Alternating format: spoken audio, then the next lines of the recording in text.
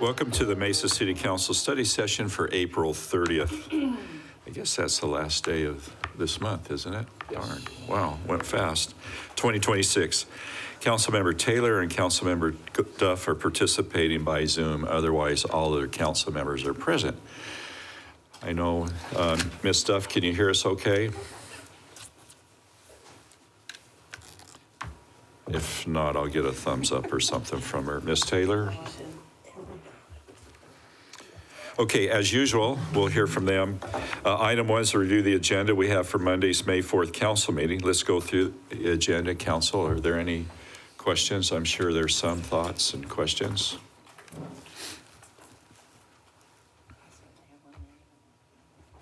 Mr. Adams? Got your homework in?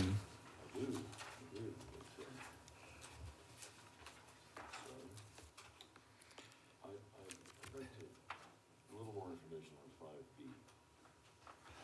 5B? 5B. Ah, Candace comes right up. Good morning, Mayor and Council. 5B is the home ARP dollars. These are the dollars that we have mentioned in previous presentations that we received from the federal government. The council allocated them back in 2023 to bridge housing. That was our best in use that we had at that time. We haven't been able to make that happen or have that go forward.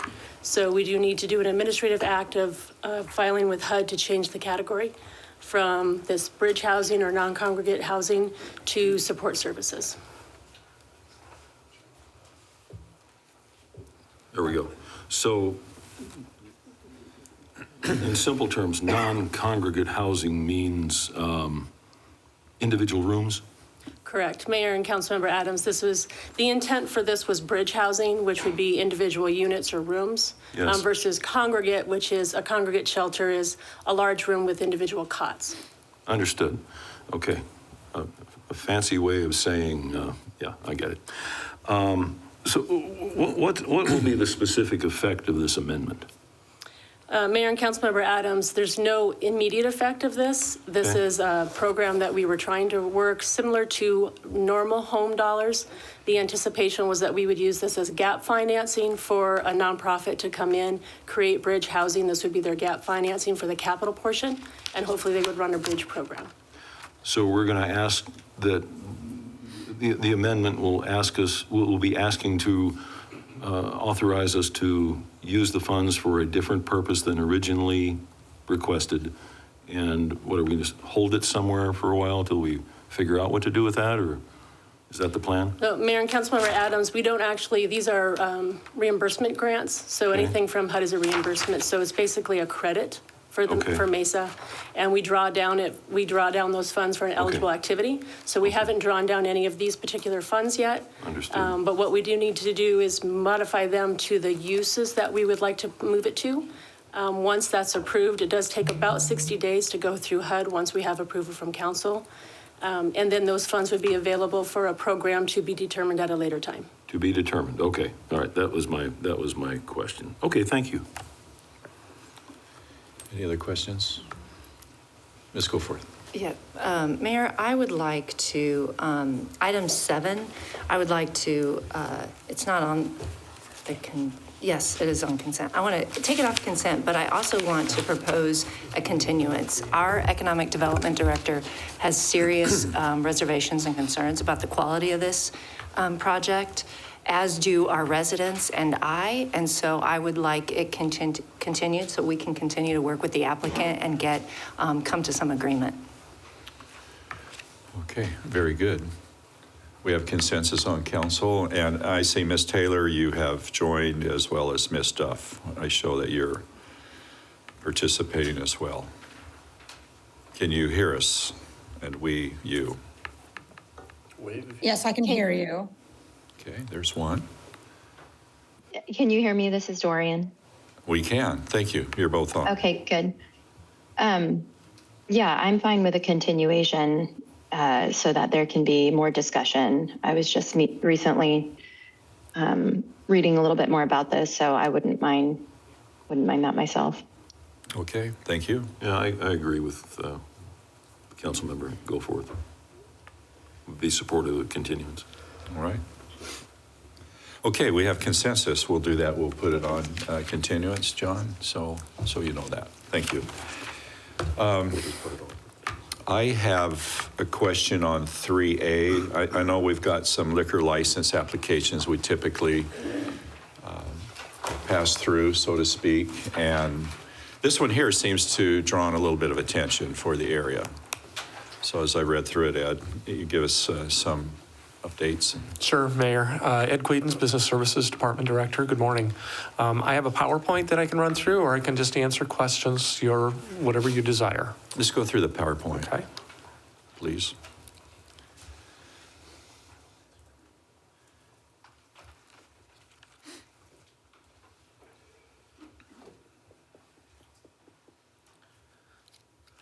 So this is 309 Sports Lounge. It's in District 3 at Guadalupe and Dobson. It is a Series 12 restaurant license application. So Series 12, again, is a restaurant on-site sale, so there's no taking liquor off-site or out of the premise. It does have a 40% food sales requirement. On many licenses, there's a 300-foot separation requirement. But in this case, as a restaurant, there is no separation requirement that applies to this daycare.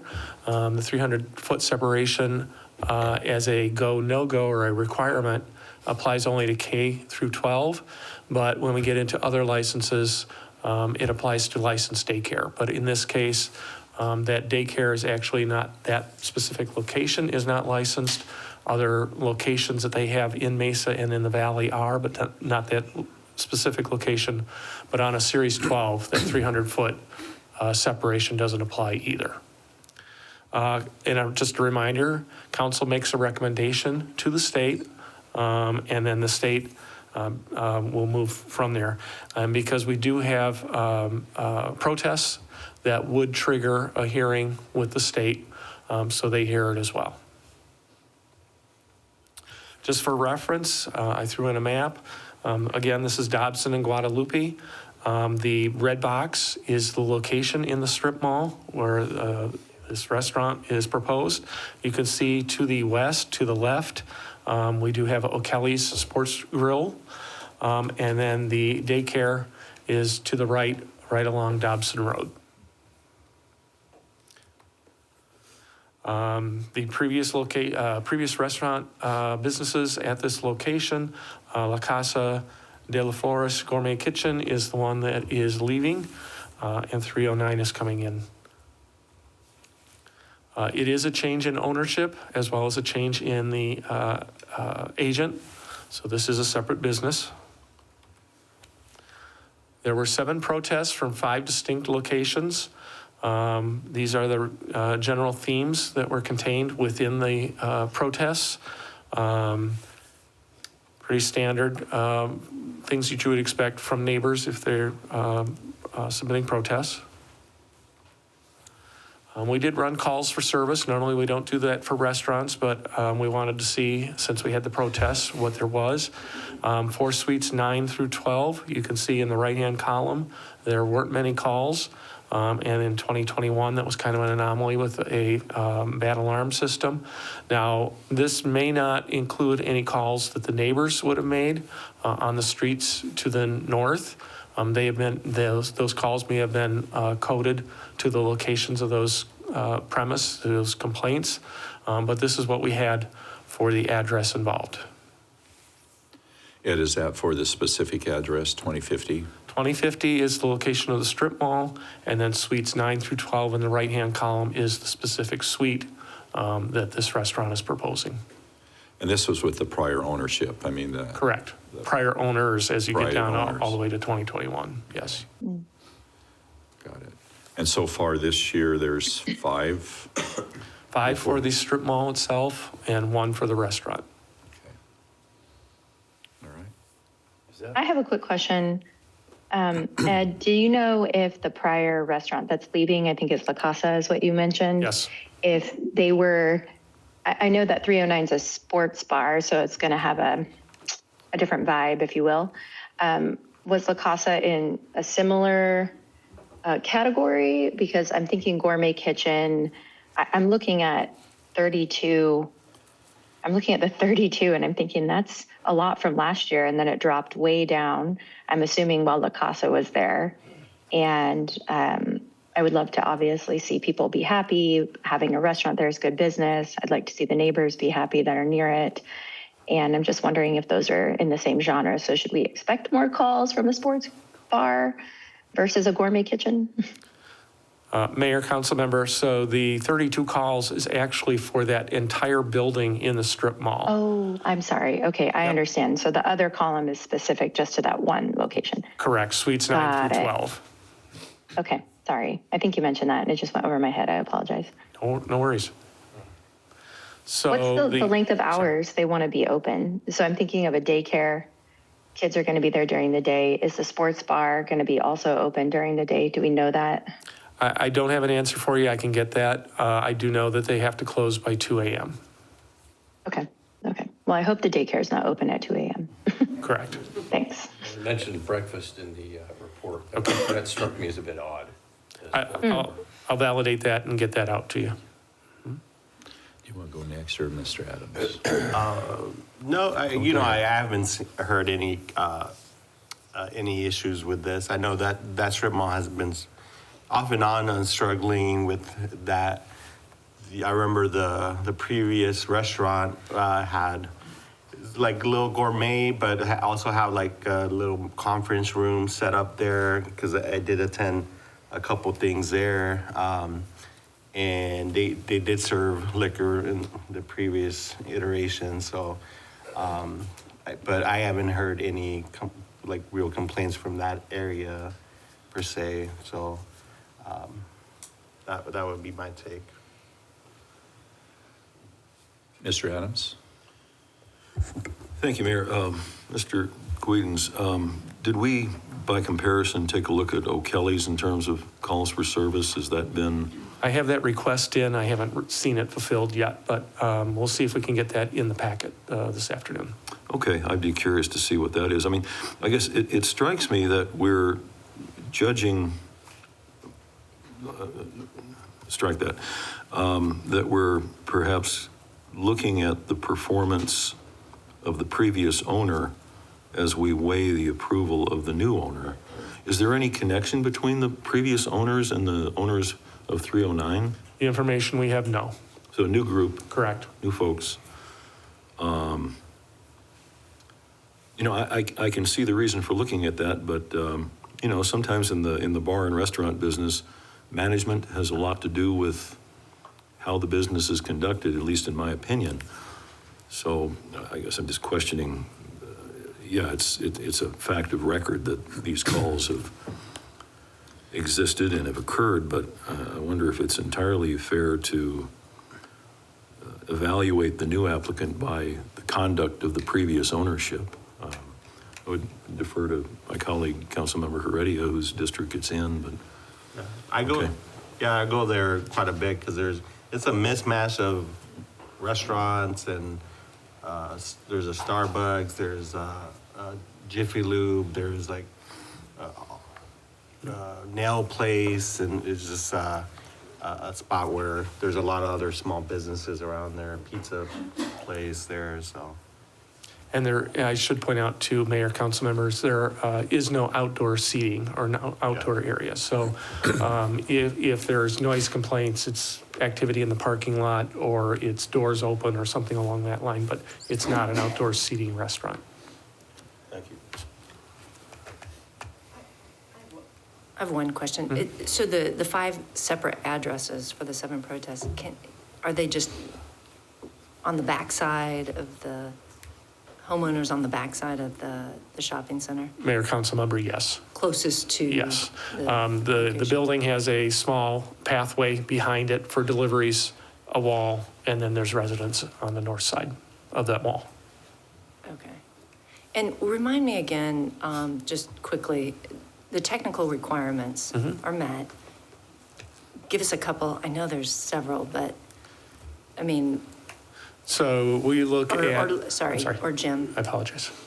So council member, mayor, council members, we would look at things like the separations. So let me start here. The state, as they're processing the license, they don't have the ability to go out to each location and actually scope it out themselves. They rely on the city to do that, as well as the 20-day posting. So we go out, we look at what businesses are around it to make sure there's no requirements such as the separation, the 300-foot separation, depending on the type of license. We do the 20-day notice. We collect those protests if there are any. We look at the background as far as owners. DLLC will duplicate that effort, but we run it through PD.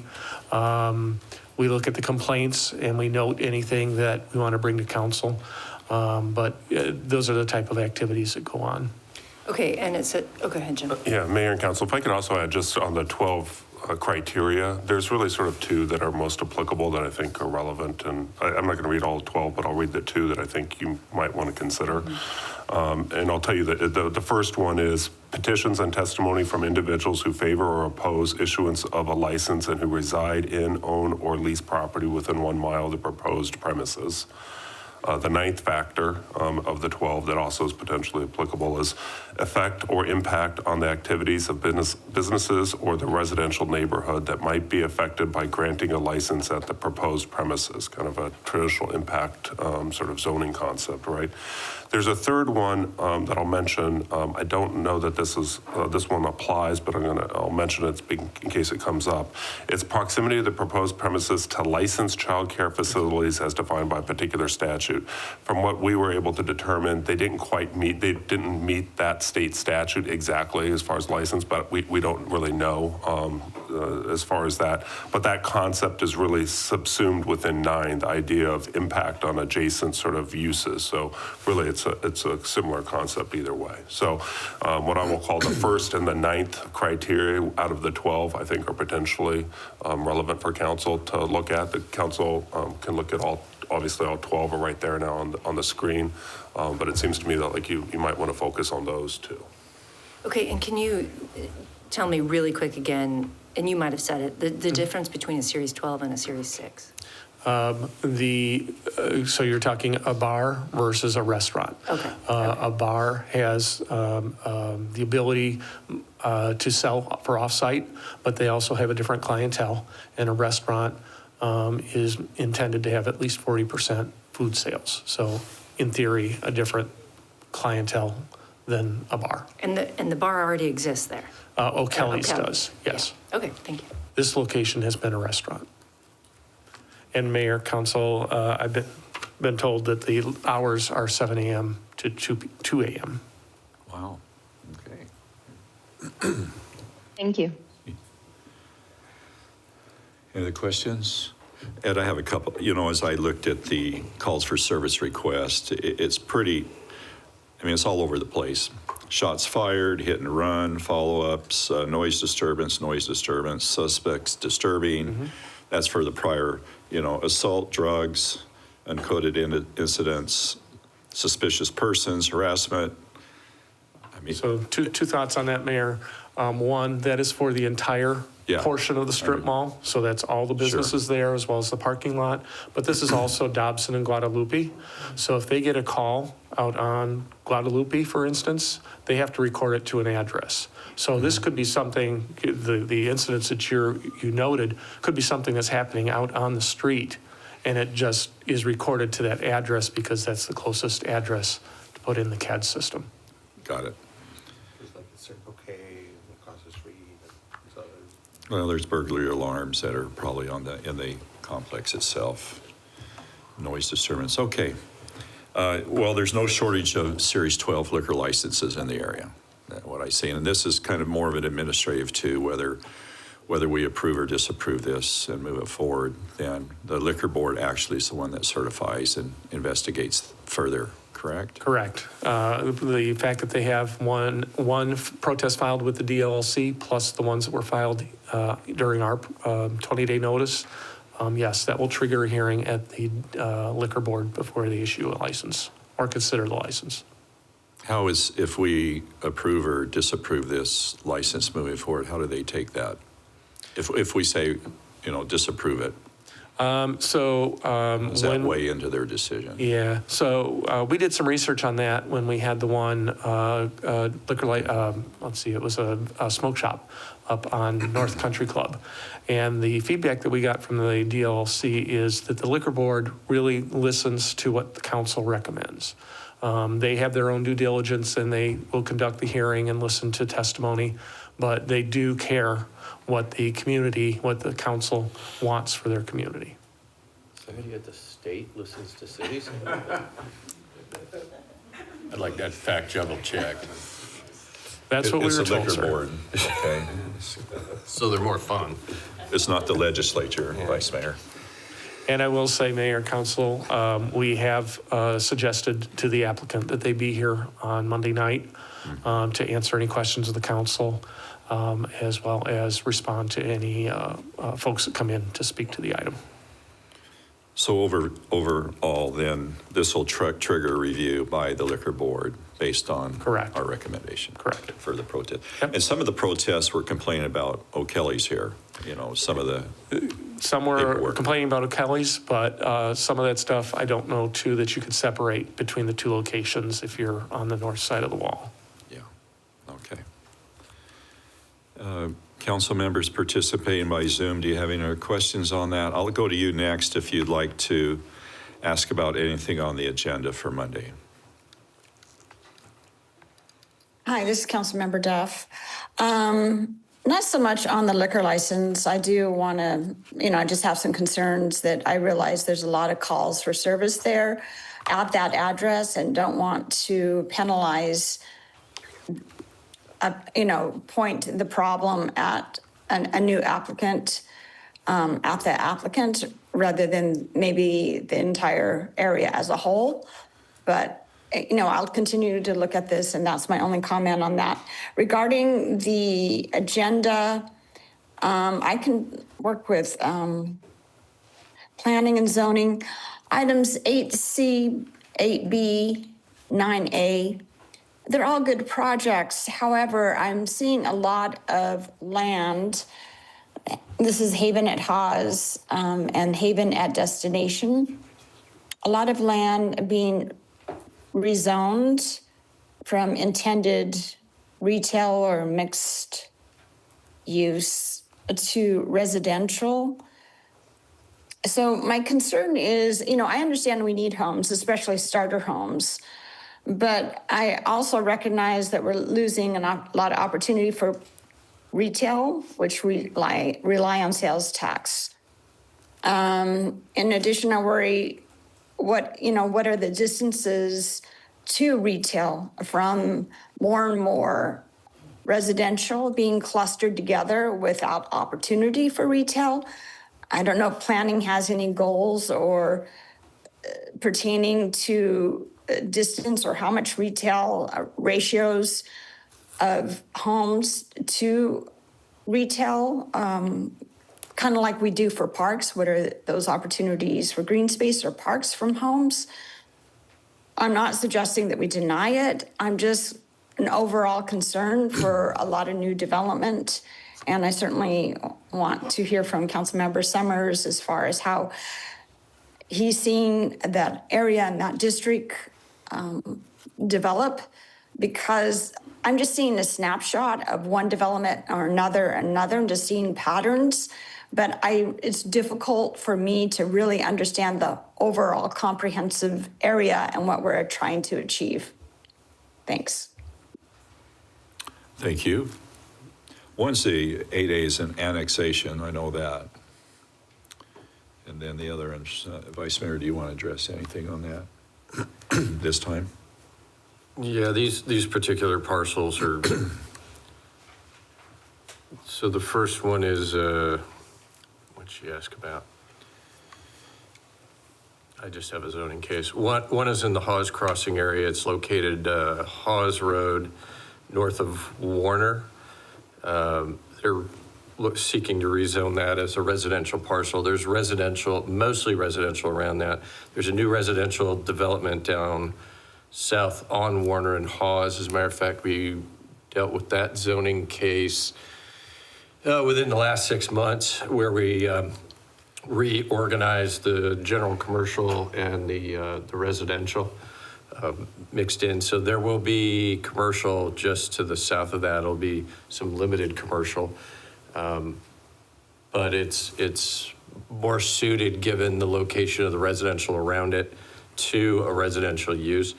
The other case, which is Haven at Destination, if you look at the vicinity map, you'll see it's essentially residential on two sides, freeways on the south, and then Apache Junction is on the other side of Meridian Road. So that was what I would call a orphaned parcel of industrial land, and to put industrial inside of this small parcel adjacent to single-family homes just wouldn't make any sense. There is a considerable amount of retail just the next exit up off of the 24, which is the Walmarts, some auto dealerships, a bunch of restaurants, different shopping opportunities there. So they're pretty close. Would that be accurate, Mary? Both my statements? Good morning, yes. Mayor, Vice Mayor, that's correct. That Burge Auto Mall was approved just to the west of where this parcel is located on Meridian. So there is a lot of retail in this area to serve these homes, and they are adjacent to another single-family residential development. So it seemed as almost like an infill residential development was why we made that recommendation. Yeah, and then there's some additional commercial coming to East Market. So that's about a mile away from the first development, a little bit more than a mile away, a mile on the turn. One of the things that we've been working on, Mary and I, as well as Jay O'Donnell in Economic Development, is taking a look at how the more refined look of how this area develops out. We've seen large developments, both industrial and residential. More than likely, we won't see those types of large things anymore. So how do we smooth the edges as part of our general plan so that we get much better neighbors than we have in the past? Jay is currently working on a piece looking at the available industrial land and commercial land available and how we best utilize that as we smooth these edges. We hope she can have that by the end of the summer. We'll be able to come up with a far more cogent strategy for moving forward. But as far as these two parcels are concerned, I think this is the best use. I hope that answers your question. My meandering discussion.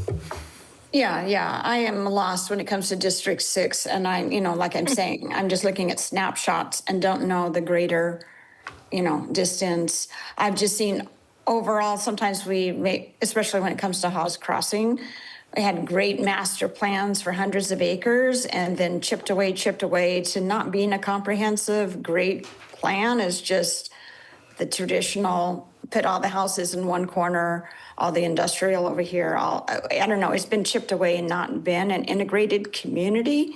So that was my concern. And again, I'm just looking at one little square and not understanding how everything else has developed around it and changed, and making sure that we're building communities instead of just, streets with stuff on it. On the, what is it? Haven at Haas, I also noted that it was across the street from Light Industrial, and I didn't know what the plans were there.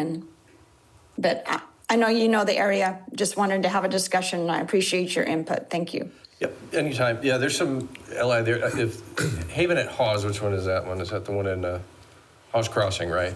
So there's some industrial there that's in the county, and more than likely we're going to see that. Hopefully we'll see that county be annexed and reused, and I would think a residential component would probably be the best use there. In addition, there's some land to the north, which is state trust land, and they are in the process of doing what are they doing up there, a PAD or? Thank you, Vice Mayor. We're actually looking right now, we've got a general plan amendment and a rezoning request for that parcel and for the parcel on the other side of 202. So we're working right now with the applicant on those. Those will be coming forth to council in the future. Maybe a really, really, really early version could be sent to the council members so she could see how it's integrated. And Vice Mayor, I believe we have a meeting with her next week to kind of go through comprehensively what's been happening with Hawes Crossing. Great. Thank you. Okay, anything else, Mr.? That was my question on the house crossing. I remember there was percentages attached to how much commercial, how much housing. Are we still following those pieces? I guess if you can have a brief, maybe after conversation on that end, we can touch base in trying to see what's the outlook here as far as those things. As far as I remember the presentation, like there was a mismatch of commercial housing, but there was attached percentages, so. Mayor, Councilmember Heredia, that's correct. In the MX district, there are requirements for the residential and commercial components. What we're really seeing is kind of in that whole inner loop area along within 202 to the west, we're really seeing that turning into more of a residential neighborhood with some key areas of commercial to serve those residential neighborhoods. We followed the open space plan of the Hawes Crossing plan. So we're starting to see all the pieces come together. And what we could do is we can provide the council with a map of all the different pieces that are going on. We can provide that to you, because when you look at it, it doesn't look like that patchwork of we're chipping away at those commercial areas. So if that would be helpful, we can do some kind of a summary for the council on that. That would be helpful if you could overlap it with the previous discussion that was had as far as what was commercial, what was housing percentages, that's helpful as well. Was this, just a question, was this piece part of the Hawes Crossing master plan development or outside of it? I made Nana get up. I feel Sorry, bad. Vice Mayor, I'm going to ask Nana He's got a cramp, I can see. to answer this. He was part of that original rezoning. Oh, yeah, okay. So you weren't part of it either? Yeah, Mary, good call. Great conversations here. Can I bring up the case, if you don't mind?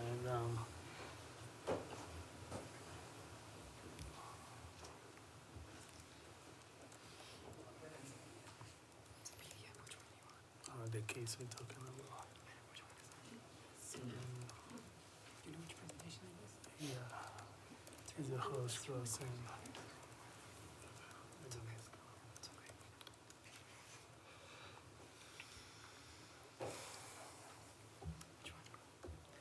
Do we have any music playing while this is going on? So people watching Channel 11 are entertained? Ms. Taylor, Ms. Duff, they're bringing up some information here for you, so Okay. stand by. We could have the Jeopardy music playing. Back in Black, something? You could see. Here, this is the one.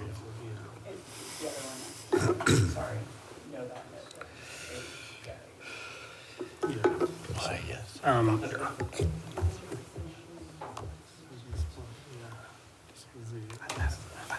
Mayor, Council, the piece that we're talking about, actually, if you look at the inner loop, this was the piece that was actually left out of the Hawes Crossing. Yeah, this was the one that the applicant, so it's a good really opportunity that this piece is coming into the whole Hawes Crossing PAD, because at the time of doing it, we really were working with the applicant to include this parcel in the PAD, but now they're actually being able to get it coming into the PAD. So it's a good opportunity. And in terms of Councilmember Heredia, your question about overlaying the residential and industrial, one of the things that led to the whole Hawes Crossing study was we didn't really know exactly the right allocation of the mix of uses. So if you remember, about 5 years ago, the controversy was whether we have the right amount of commercial, industrial, and all that. But as we began to actually work with the property owners, developers, and all that, we've seen certain shift and organically the way things are shaping. So that's why you're seeing some of this amendment. But the overall vision of making sure that this is an active, vibrant community that has right commercial, right residential to support a mix of uses, the goal and the vision has not changed. We are really watching that. So some of the things that you've seen, we realize that some of the spatial orientation of some of the land uses were not really at the right place.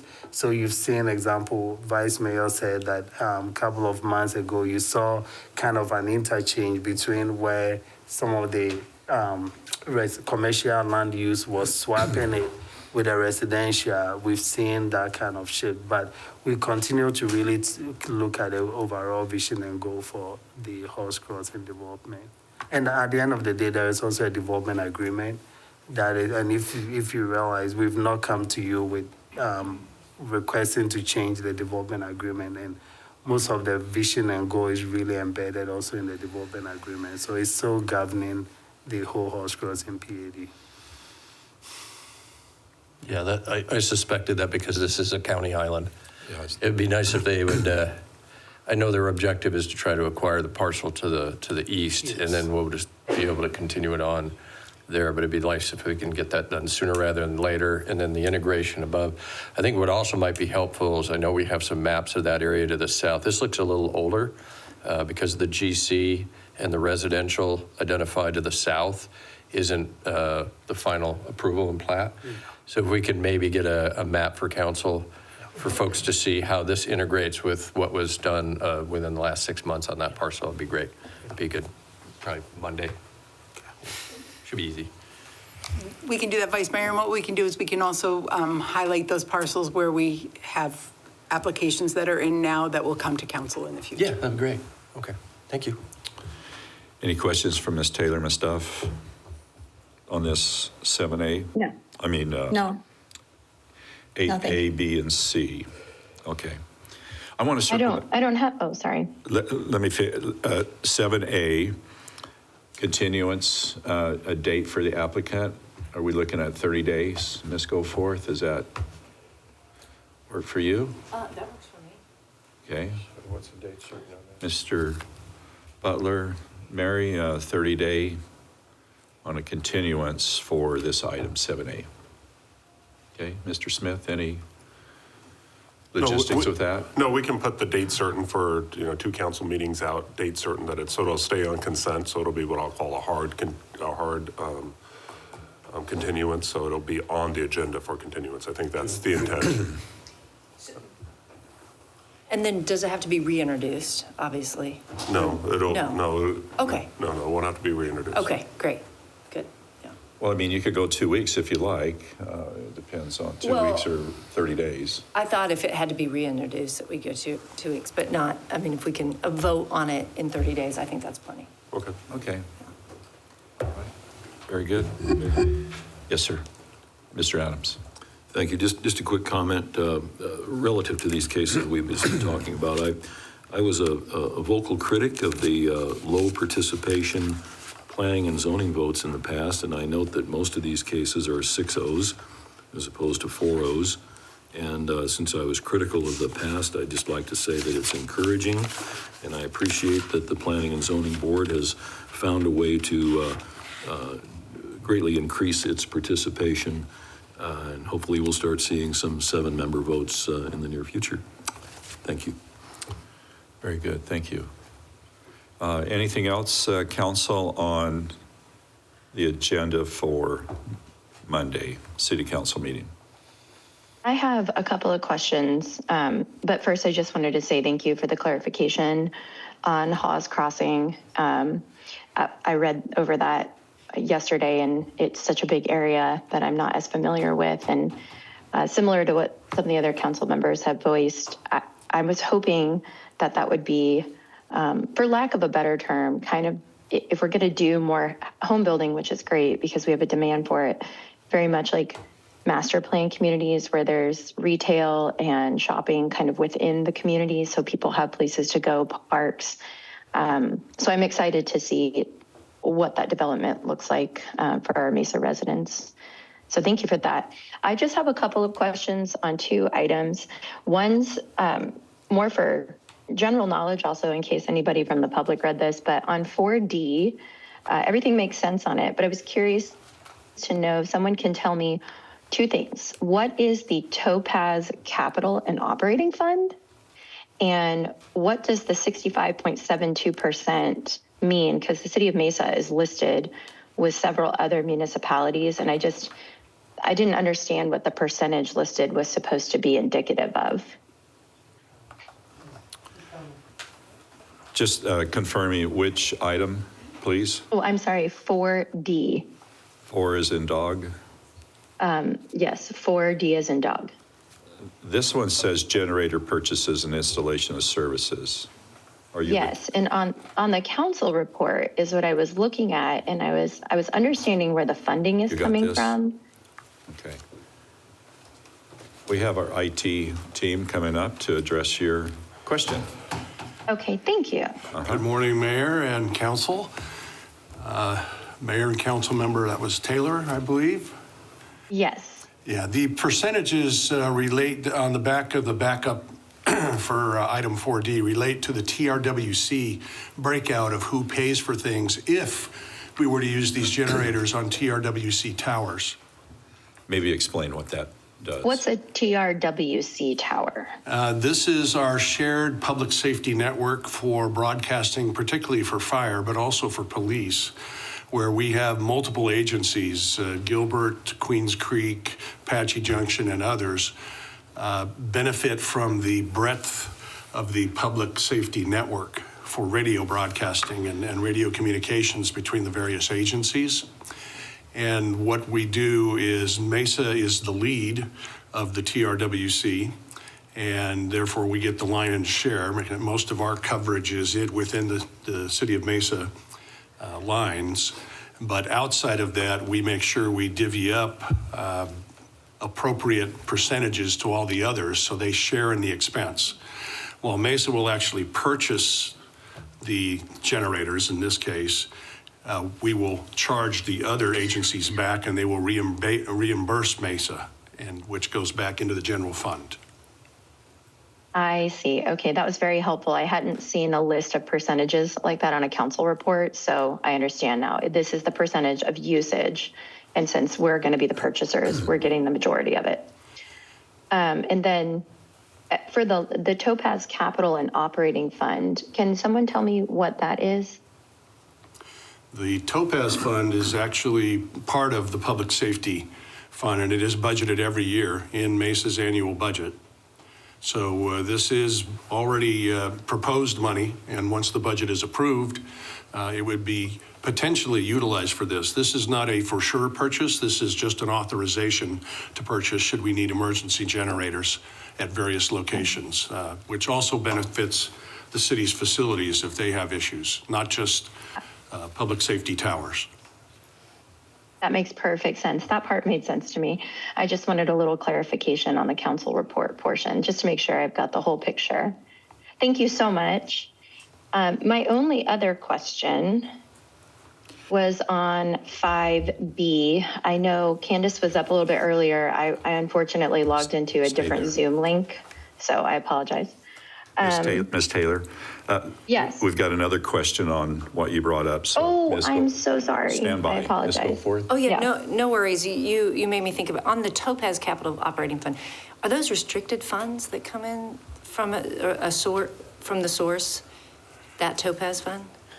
I think they're just reimbursements for Yeah, expenditures. they are just reimbursements.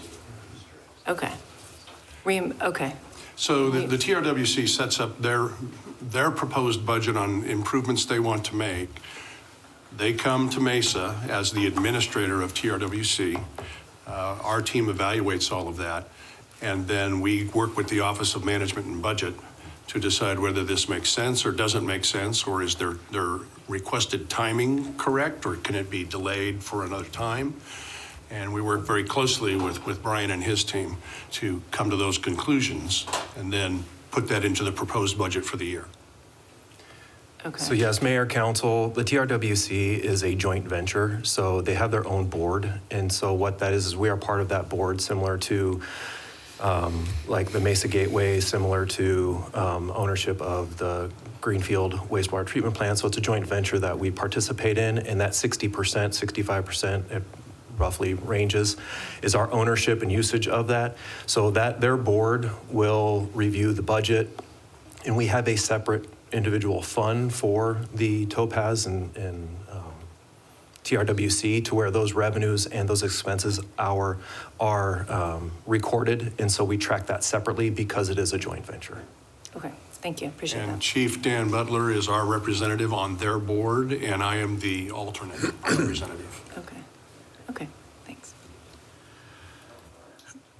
Ms. Taylor, you asked the question about the percentages. Think of it this way. This is my simple way, is that the 7 municipalities and the 1 Indian community, Fort McDowell, this is our way to dispatch fire and medical calls for those communities.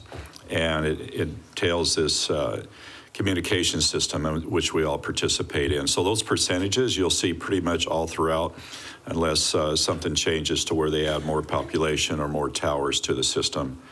And this is our commitment to deliver 911 services through our dispatch to these communities. Got it. Okay. That's very helpful. Thank you. Thanks for explaining that. Okay. You had a next one on 5. Yes, on 5B, I read over, I'm sorry, I'm opening it. I read over the home ARP allocation plan final submittal amendment, and I read over just the red text, which was the updated to the substantial amendments.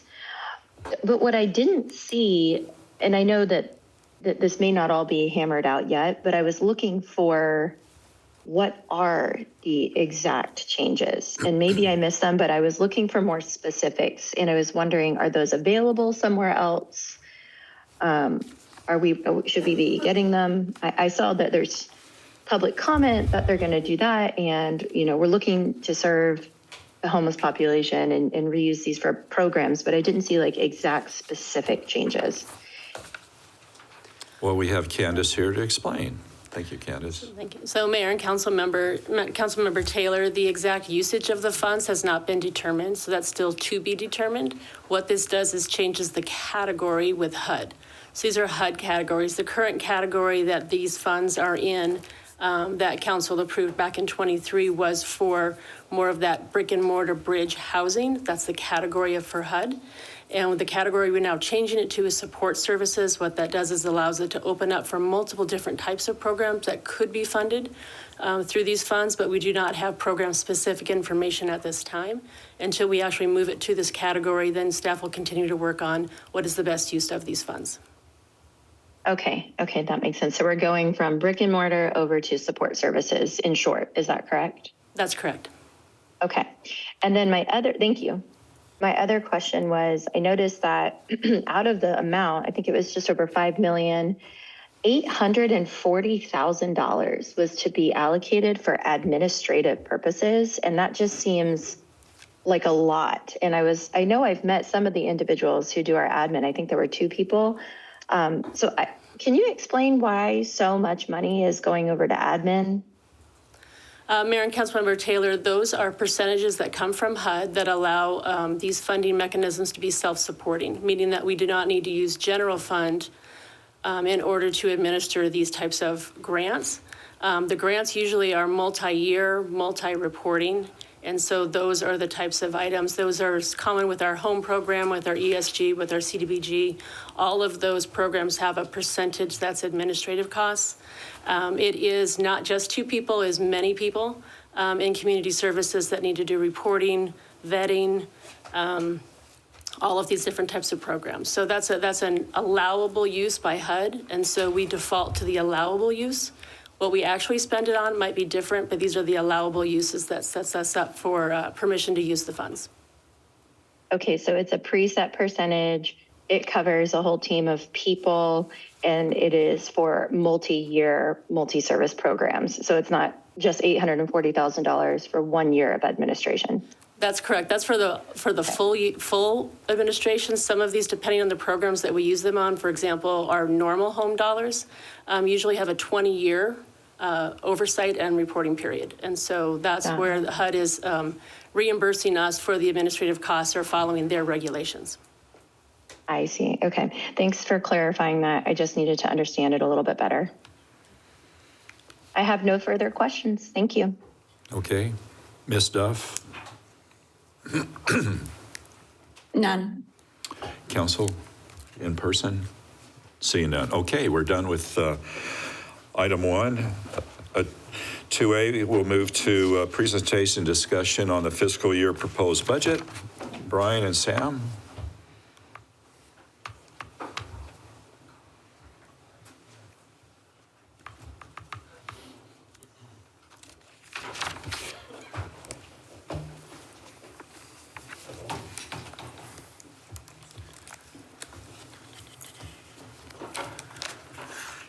Good morning, Mayor and Council. Brian Ritchell, the Office of Management and Budget Director. And along with me, I have Sam Schultz, who is the Office of Management and Budget Assistant Director. So today we'll be going over a presentation for the proposed budget update. This is kind of the last step of the presentation budget process. So what I wanted to show is kind of those 12 steps in the budget cycle that we've shown before. And just to let you know where we're at, so on April 2nd, the city manager submitted the proposed budget to the city council, and then throughout April, departments presented. And then today with April 30th, is that last presentation with me wrapping up and doing a proposed budget presentation before the tentative budget is submitted on May 18th for council's consideration for approval. And then on June 1st is when the final adopted budget would be presented to council for adoption. So now we're at April 30th. Kind of want to show you we're on the tail end of the budget process of this month and throughout the whole process itself. Before we get into the budget updates, what I wanted to show here is recent recognitions with the financial stability and with the staff. I wanted to recognize some of the awards that the city has gotten in the past year, as one of them is the Best Run City in Arizona by WalletHub. Another one is the top 10 best big cities to live in by the U.S. News. Another one is the 4 Golden Prospector Awards given by the Arizona Association of Economic Development. And that shows for outstanding projects for women-owned business events, the Mesa AZRetail.com site, the Mesa Business Builder Program, and the More to Mesa program. So those were the 4 Golden Prospector Awards that we received for economic development. And then also for financial transparency is the Triple Crown winner for the Government Finance Officers Association, and we received that award for the annual financial report, also the popular annual financial report, and the executive budget book. So I wanted to kind of highlight some of those recent recognitions that the city has received.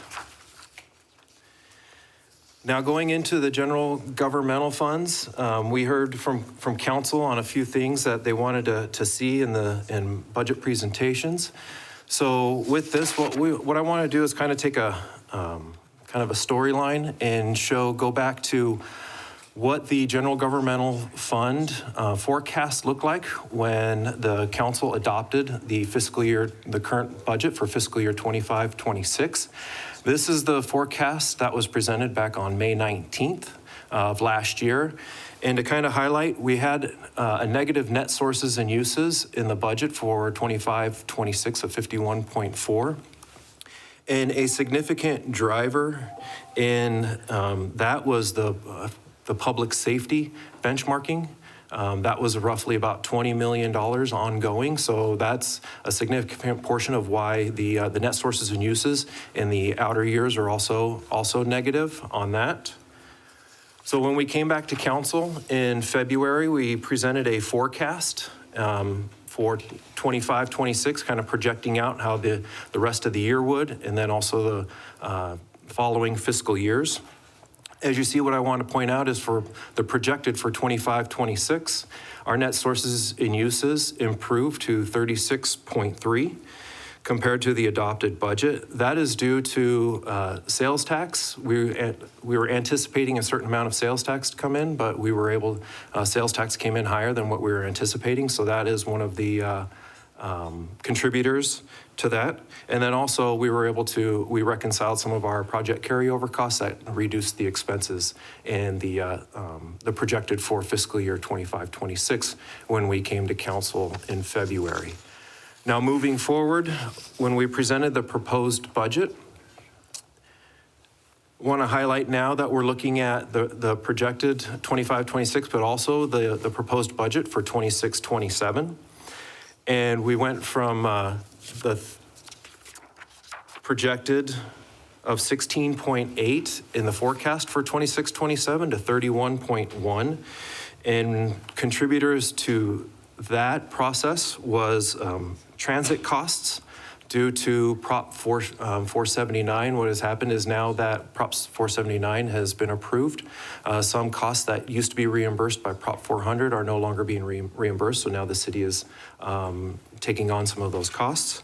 Also, the redevelopment toolkit was added to this proposed budget, along with some one-time projects. For instance, we have in there our parking garage infrastructure projects. Some other ones that were in there, that is the property liability contribution. We're seeing an uptick in our property liability insurance, but then also our medical benefit costs have significantly increased for both employee and retirees. So that is the difference of the budget now for 26-27. Now comparing that from what was presented for the proposed to our update now. So the net sources and uses stayed pretty similar, from 31 million to 36 million. Compared to the budget, the biggest comparison for that, and as you see in the outer years, is what I mentioned a couple weeks ago during the police and fire sworn MOU process. That is the contributor here of the net sources and uses change from fiscal year 26-27 out through 30-31. Also, what I wanted to kind of mention here too is what has been discussed previously is some one-time.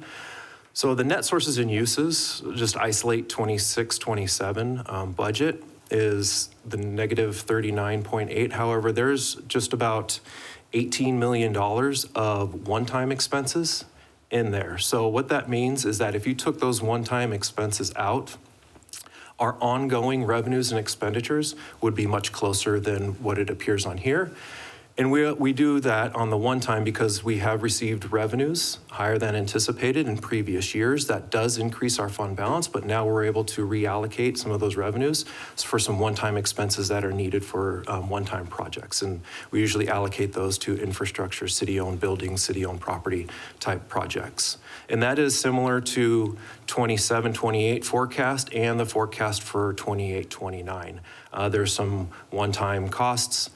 For this fiscal year, 26-27, a major contributor to that is the public safety radio replacements. Both PD and fire have some one-time costs in there. That is the reason why that negative net sources and uses. As I mentioned, if we take those one-time things out that we've been saving up for and putting it into our savings, which is the ending reserve balance, the net sources and uses would be much closer to zero or equal. Brian, I have a quick question. This is Councilmember Taylor. When you say there are one-time expenses that we saved up for, is there a reason that you don't include that in the sources? Like, we have this in a savings account, so technically it's a source that we draw fund from for that one-time use. So thank you, Mayor. Councilmember Taylor. So the sources are the revenues that come in. So where we're doing that is our resources. So our total resources equal our total expenditures for an adopted budget. So what we're doing is, since the revenues came in, so for instance, the sources, if we have anticipated revenues above what we were thinking we were going to get for fiscal year 25-26, so that would then drop down into our ending reserve balance of the $244 million. And then the following year, we would say, you know what, we received a little more revenue than what we thought. And then so we have some one-time expenses that we would like to put into the fiscal year 26-27 budget. So that's why the total uses would increase, but not the total sources, because we're using that fund balance that's at the top, that 244, the beginning reserve fund balance. We're using some of that savings account to be able to pay for those one-time costs. Okay, so you're just not dropping that extra money into, quote, a source, if you will. Correct. Those sources are revenues coming in for that certain fiscal year, for that particular fiscal year. Okay, that's really helpful. Thank you. Welcome. Question. Yes. Mr. Adams. Yes, thank you, Mayor.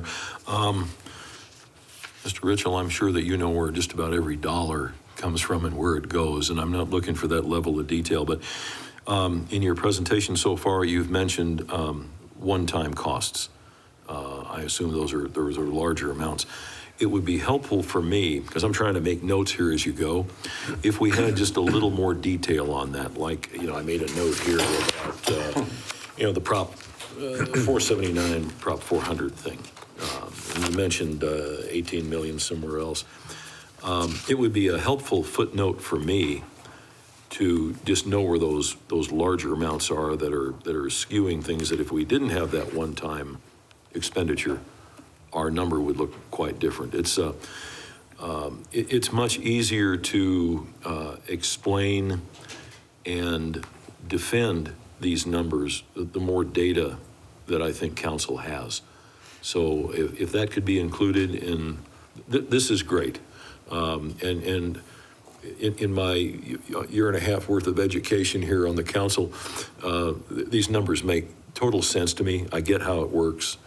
I've done budgeting in my own business, but those high-level one-time items, a little detail on that would be really helpful. So we do have, thank you for the question, Mayor, Councilmember Adams, if we go to the support slide. Oh, I just didn't drill down far enough, did I? No, this is Well, you have to actually go just to the page support slide. 27, Rich. Okay. Yeah, so this is just in case if it's needed, and it is. So here's some of what we put in here is some of the large one-time items in the forecast. And these are the one-time, so as I was mentioning, so for fiscal year 26-27, about $16.2 million of one-time is for the PD radios. We also have a financial reporting system that we need to upgrade this year. Also, that's where I mentioned the parking garage structural repairs, and then the fire radio replacements for 27-28. We have, the big one is the 27th pay period. I think I mentioned that before, to where this is an interesting fiscal year coming up to where there's gonna be 27 pay periods. And then you see in the outer years some of the other additional one-time expenses. So these are the one-times that I was mentioning. The other ones I was mentioning is for the MOU, that's ongoing. The transit contract and those expenditures are ongoing. And so everything else is pretty much ongoing, so except for these that are, we look at, so we do this one time because a lot of these, for instance, the PD radios is every probably 7 to 10 years. We take a look at, so that's why they're not in the forecast in the outer years. Same with the financial reporting system, that's every probably 7 to 10 years that we need to do. So there's a few things that we have on schedule, but we consider it one time because they're not on an annual basis. Well, thank you. In the future, I will read cover to cover. Well, I think No, we this don't- this No, one this is not, is- this is not This included is not, in but the we can send Okay. this to council. And I think can- that's a good point. If All we're going to right. dive into this, we should have these backup slides as part of the presentation, or an additional, here's some additional reading. I can send. Yeah, we try to balance it that we could send you 200 slides, and that's probably not the most efficient use of anyone's time. So we try to guess what's going to be the most relevant, and then have backup slides available just in case questions come up. But we'll be glad to send that out to you today so that you have that slide available. In case a guy like me didn't read far enough into the Well, report. no, There you go. Thank you. it's a good guessing game of knowing Yeah. out of such a large and complex budget, Yes. what the questions of council are going to be, so. yeah. Good, thank you, appreciate it. I'm with you, Rich. More data is better. Can I ask really quick, you mentioned the transit, Prop 479. What year was that influenced? So that is coming up this. Ongoing. Ongoing, But coming up this starting- sorry. fiscal year. Yeah, This sorry. fiscal year. Mayor, Councilmember Goforth, that comes into effect 26, 27. Okay. For those ongoing expenditures that will be, that Prop 79 will start funding, will not fund actually, and the city will need to take over those expenses.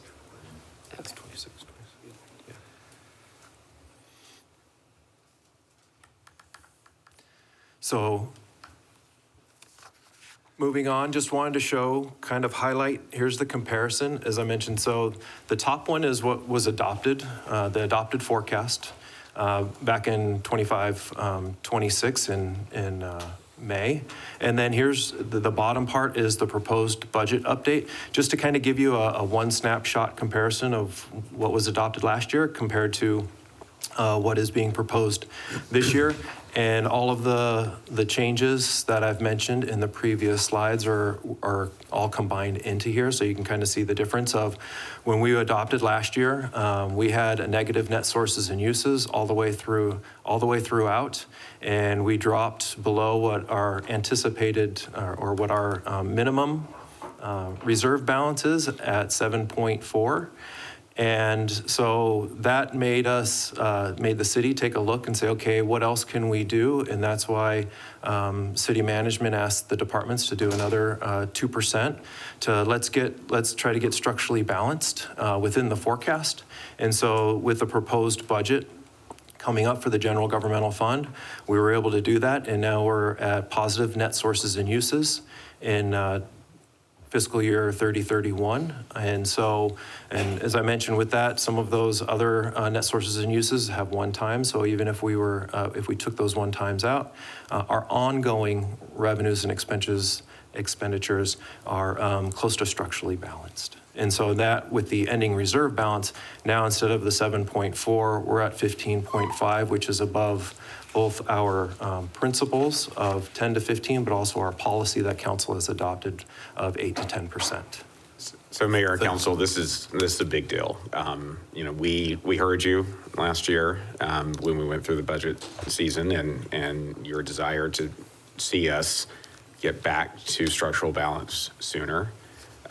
We believe this does that. We also, we can't gloss over the fact that our standing is $31 million better as we close out the current fiscal year than what was in the adopted budget. We dropped from a $51 million,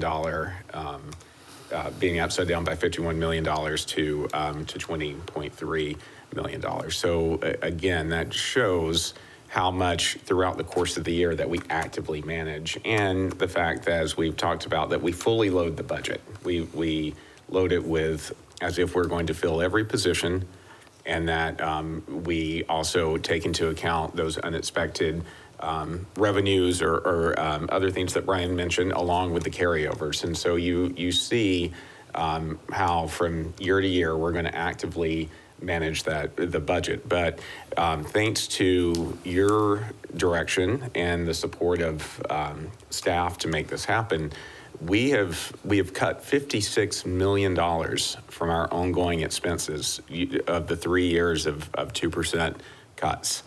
$56 million that we have saved and by tightening our belts, by finding efficiencies, by doing all those things that we need to do without avoiding major pain to our residents for services, because we've found ways to be innovative in that. And so that's really a testament to our organization, to the men and women who are really doing everything they can. That has not necessarily come without some pain internally on our resources and our staffing, but it's been the right thing to do to make sure that we get this budget right-sized. And so it just can't be glossed over what impact that $56 million in savings and efficiencies have on this budget.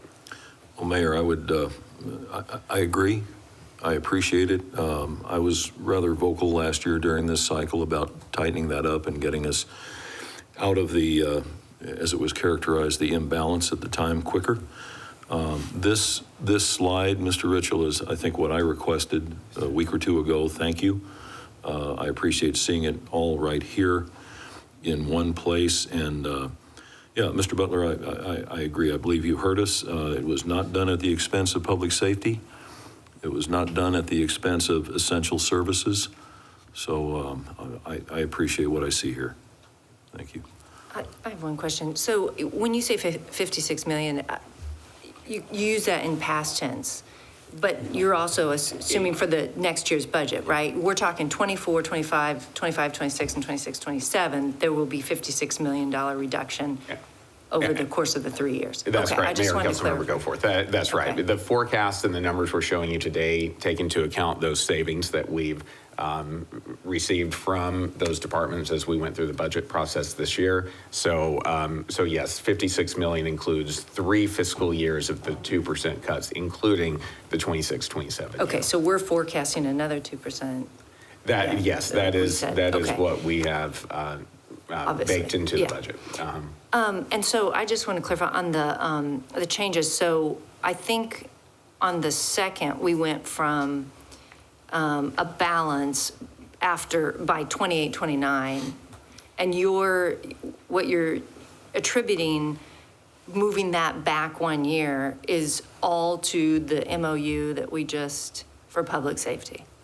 Okay. So, yes, Mayor, Councilmember Goforth, the difference between what the proposed budget was, and I believe it was a positive 2.3 million or 1.8 million positive net sources and uses in 2930, and it is now a negative 8.4, is contributed to the current MOU for public safety sworn that was presented to council, I believe, a week or two ago.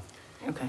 And really, it's more psychological than it is from a real budget standpoint on that, Council, because again, we're talking 4 years down the road, 3 years down the road about that. And as we always talk about how we manage the budget, you just look at the trend line and you see the way that we're tightening that gap and trending towards being back into the black sooner. And that was a change from what you've seen last year. And so in the midst of such a large budget, that difference of swinging from 2.3 in the positive to 8.4 in the negative is, a percentage, Yeah, and so so we'll manage through that, but it's that overall trajectory, I think, that is really important for council to see.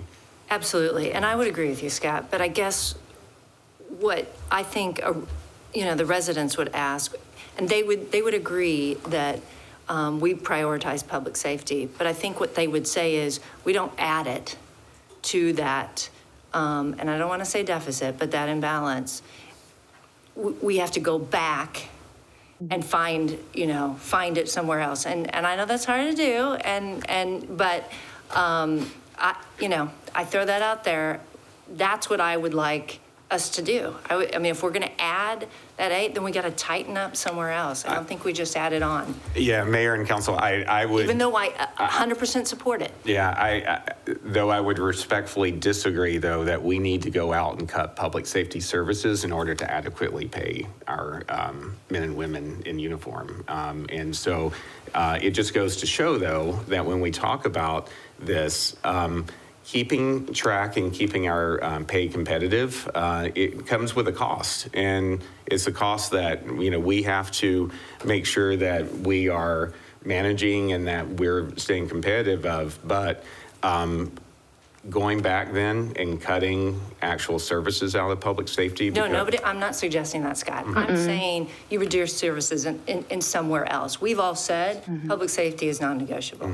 But that doesn't mean you don't go somewhere else and say, we've got to reduce in another place. Now, I might be outvoted on that, and we might be perfectly fine with saying we're going to use our reserve, which is what they're there for. Yeah. And I understand that as well.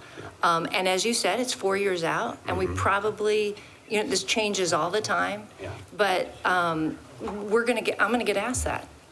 Yeah, and why, right, and again, we're adopting the budget for this fiscal year, and again, this is to show the trend line of where revenues and expenditures are going, and so we'll be able to manage through that. So I wouldn't. The point is not to get too worked up about that switch in 2930 because there's going to be a lot that happens between now and then. So, Mr. Redia. Brian, you mentioned unexpected revenue sources. Is that mostly sales tax and carryovers? I noticed on 24-25, it's around $18 to $20 million. Can you, and I think expecting probably this year as well as far as the increase, we started with like 220, like around 20 million. It seems like the last 2 years of, I don't know if it's unexpected or kind of, can you talk about the ending reserve balance, kind of those revenue sources that have increased? Yes, thank you for the question, Mayor, Councilmember Heredia. So those unanticipated revenues that we received is mostly sales tax, to where when we were projecting our sales tax, we were projecting a certain level of sales tax to come in. However, the economy, we have seen an uptick in retail sales, also utility sales tax, rental on the commercial side sales tax. So we've seen an uptick in what we're receiving than what we were anticipating when we adopted the budget last year. So that is the unanticipated revenues that I was talking about on that. It seems like for the last maybe 4 or 5 years, that's been kind of the norm. Not saying that that's going to be the norm, but I think as we invest in more retail and invest into be more intentional in that piece,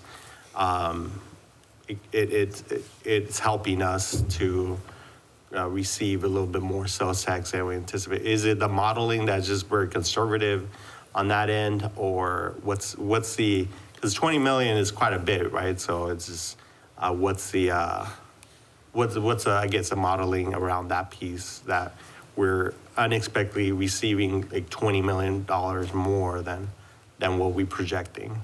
So yes, Mayor, Councilmember Heredia.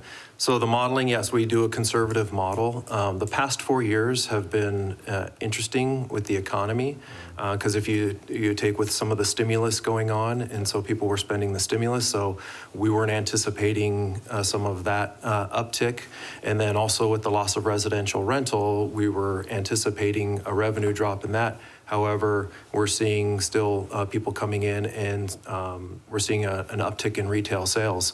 So this year, we're forecasting to be about 5% above budget, so 5 to 7% above budget, which is about what we would hope for, but we usually forecast about 3 to 4% above each year. And so the previous years have, just with the contracting, with prices going up, we're seeing a significant increase in the past couple of years with our contracting sales tax. With the growth, we're starting to see a little slowdown in that due to the single family home permitting dropping and not seeing as an uptick in those. And so it is kind of a combination of a conservative forecast, but we want to be a little on the conservative side, just in case. So if we didn't overshoot our forecast, saying, hey, we're going to get this and we're going to add some programs because we're anticipating getting these revenues throughout, and then we don't receive that revenue, then we'll have to take a look at, okay, then what programs do we now have to reduce because we didn't receive the revenue, ongoing revenue. So it's kind of that forecasting, but thank you for the question. That it is mostly sales tax. We weren't anticipating an increase in the utilities as much as we are, depending on the climate and the weather that's going on. And so it's kind of those combination of things. Perfect. No, just I think, having a 31% ending reserve balance is, I remember having these ongoing discussions that what's the balance of having too much of a reserve balance while we're still cutting some of the services, maybe quality of life services. So it's just trying to figure out, that's I think the exercise every year why we do this, right? And trying to figure out how do we not cut too much of the quality of life stuff that I think our residents enjoy, and just figuring out what's the adequate amount of any reserve balance that we should have as well, right? So just to point that out, because I think it's an important aspect to keep in mind as we continue.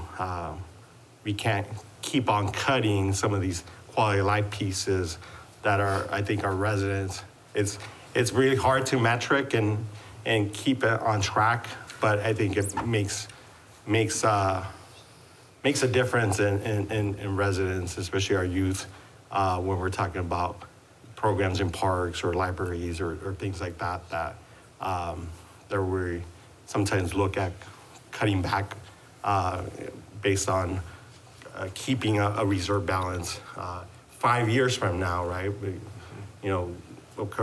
Yes, markets can change and differences, but That's why we do it each year, right? So just making that comment. Mr. Adams? Thank you, Mayor. Councilmember Heredia's question reminded me of something.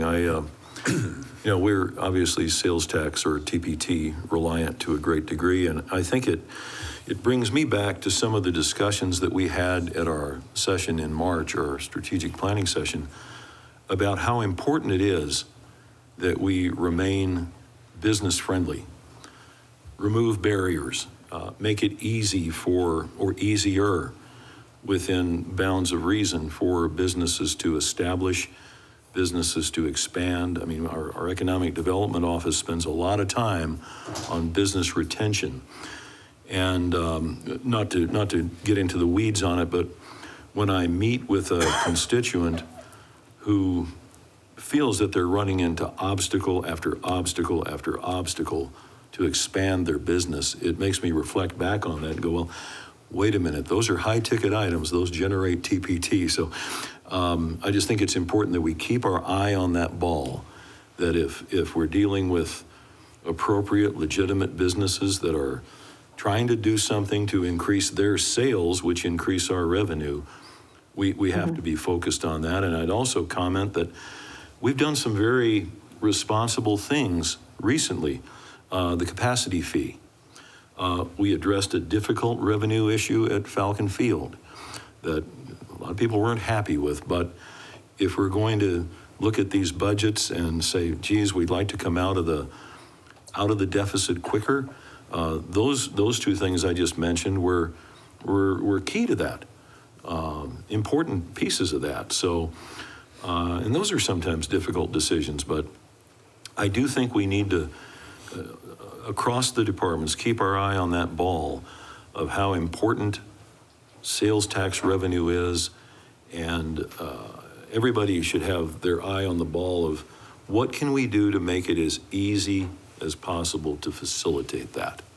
So glad you brought that up about sales tax. Thank you. And Mayor, Councilmember Adams, we'll have some follow-up for you next month,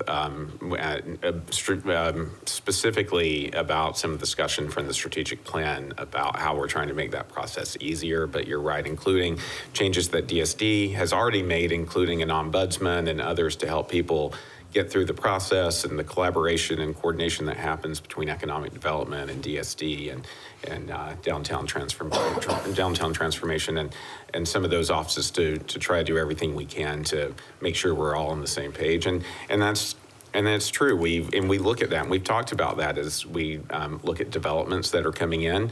There is a reality that some of these developments, whether it's the car dealerships, whether it's the Costco, Sam Club of the world, they generate much needed sales tax revenue for the community. And so we have to be strategic too about those types of businesses when we think about sales tax recruitment. So good.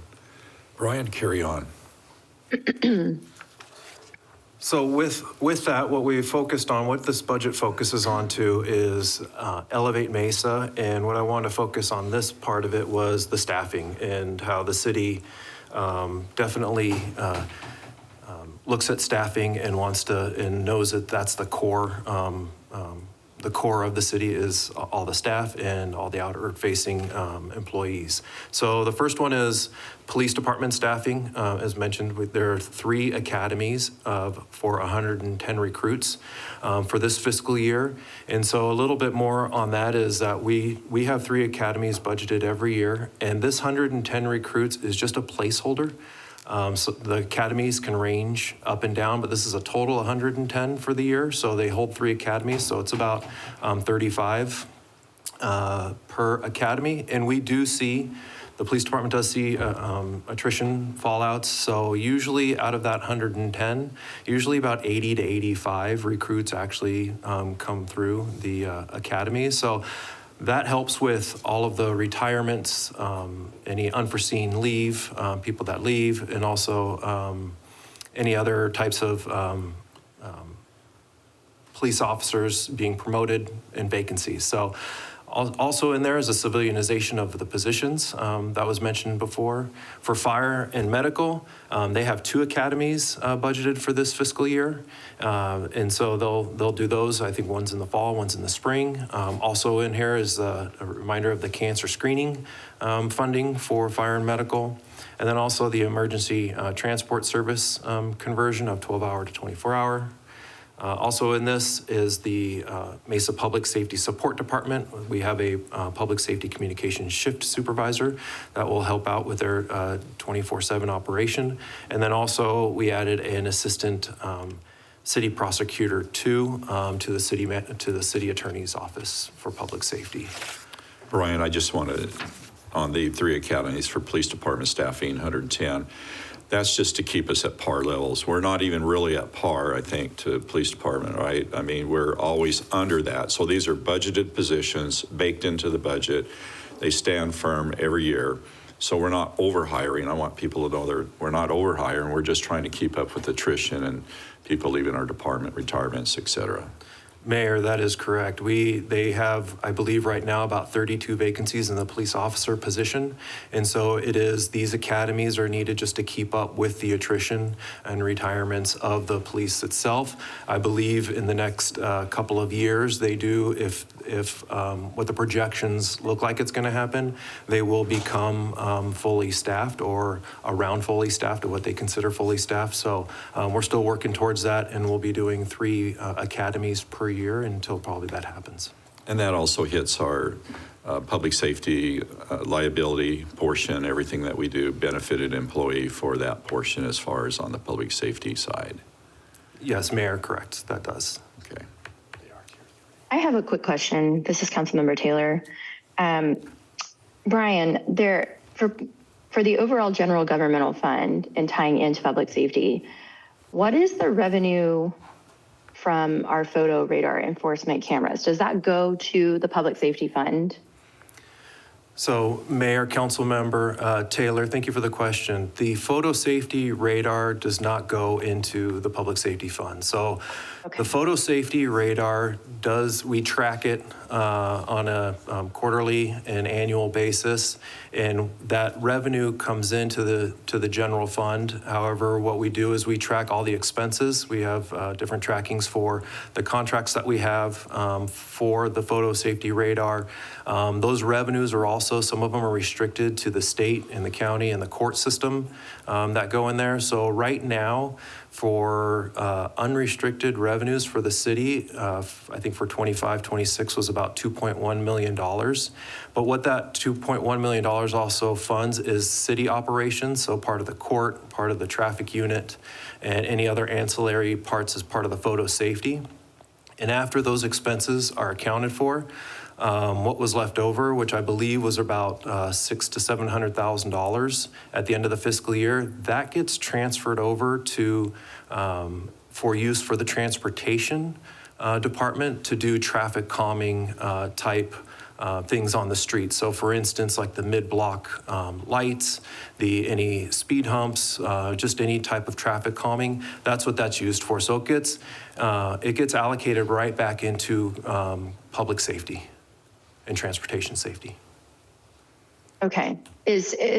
Do we project, because I know this budget goes all the way out to fiscal year 3031, do we project that we will always be using those additional funds for transportation safety? Is that a portion of the budget that we could reallocate to something like public safety, the leftover funds, to offset things like the 26-27 $8.3 million deficit?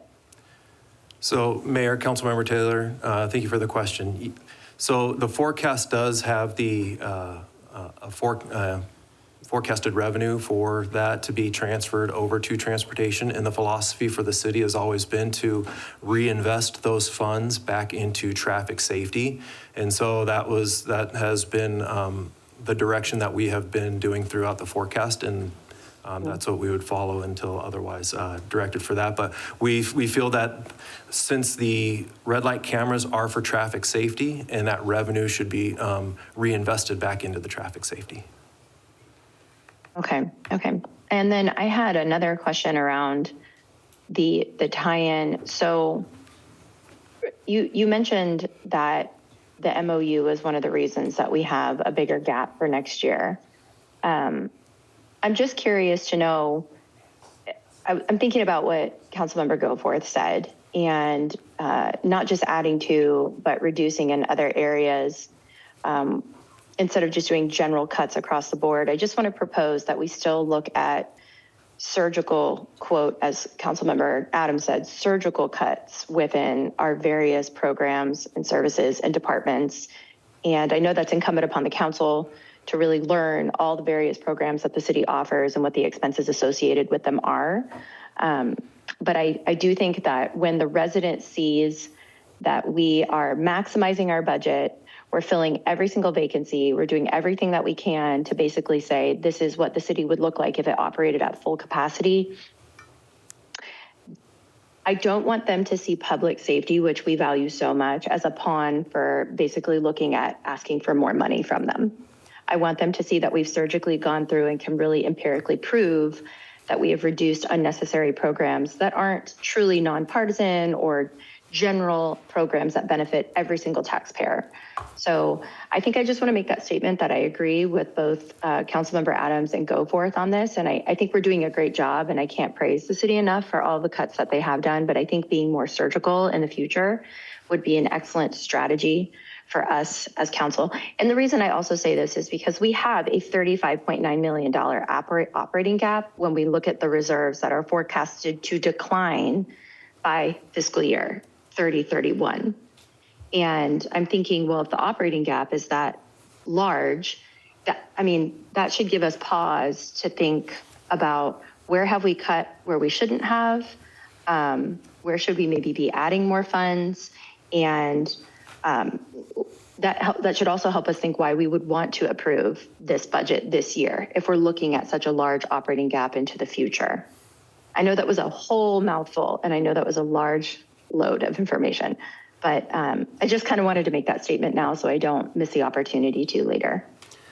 Yeah, Mayor and Council, maybe I should add, and thank you, Councilmember Taylor, for those comments, and wholeheartedly agree. You know, we're not landing this on the aircraft carrier and saying mission accomplished. We're saying that this is a process that we're constantly looking at process improvement, efficiencies.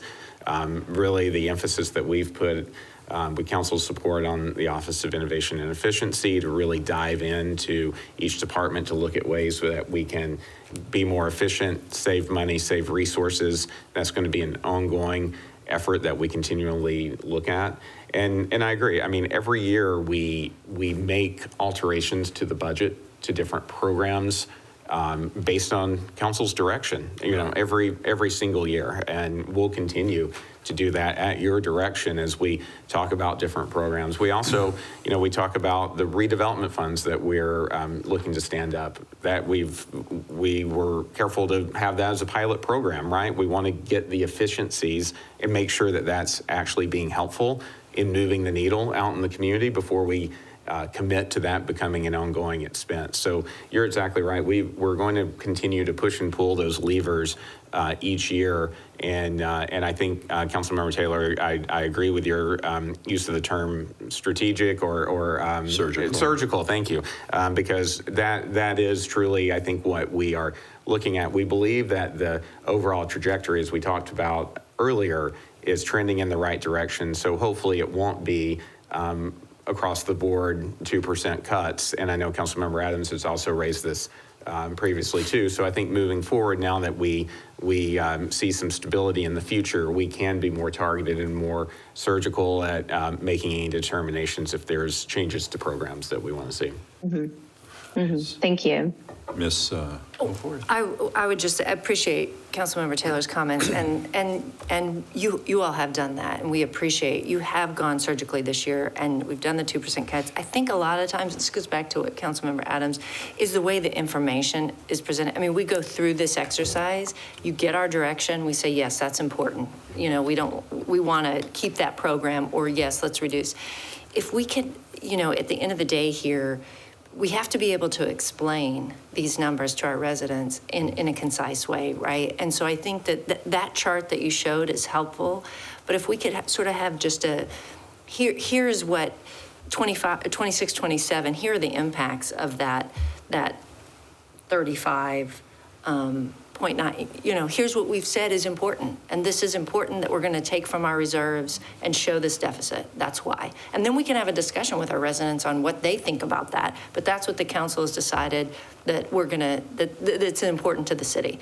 And if we could just maybe, I don't know, maybe I can get it separate from you or something, but the way it's presented over several weeks, and I think that maybe is what might be helpful to come back and give us sort of this one-page summary of what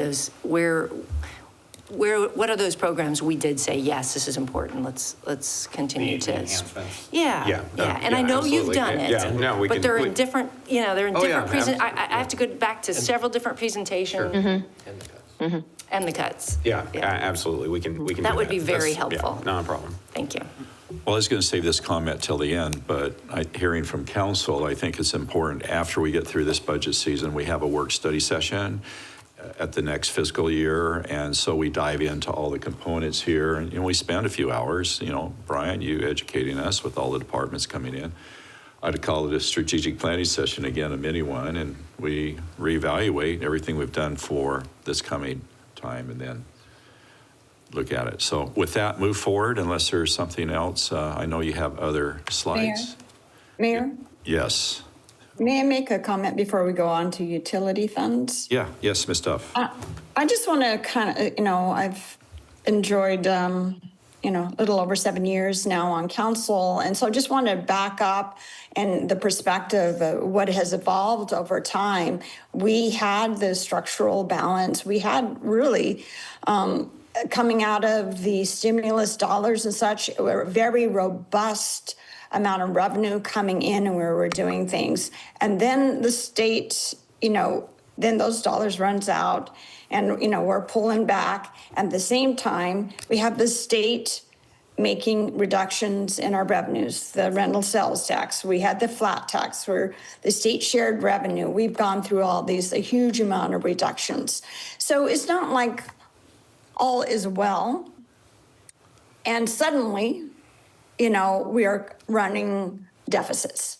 It's because the state, all of a sudden, if you look back even to the 24, 25, it's very close as we start weaning ourselves off of all those revenues.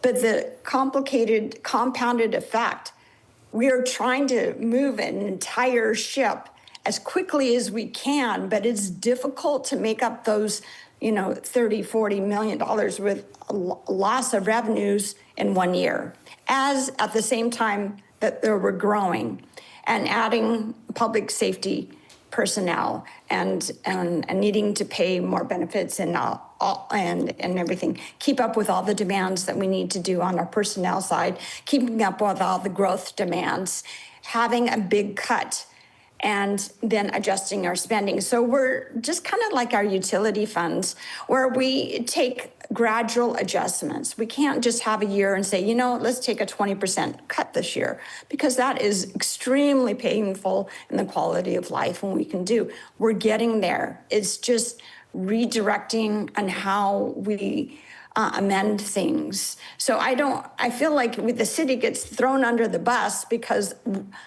of, big adjustments that we have to do from the state mandate.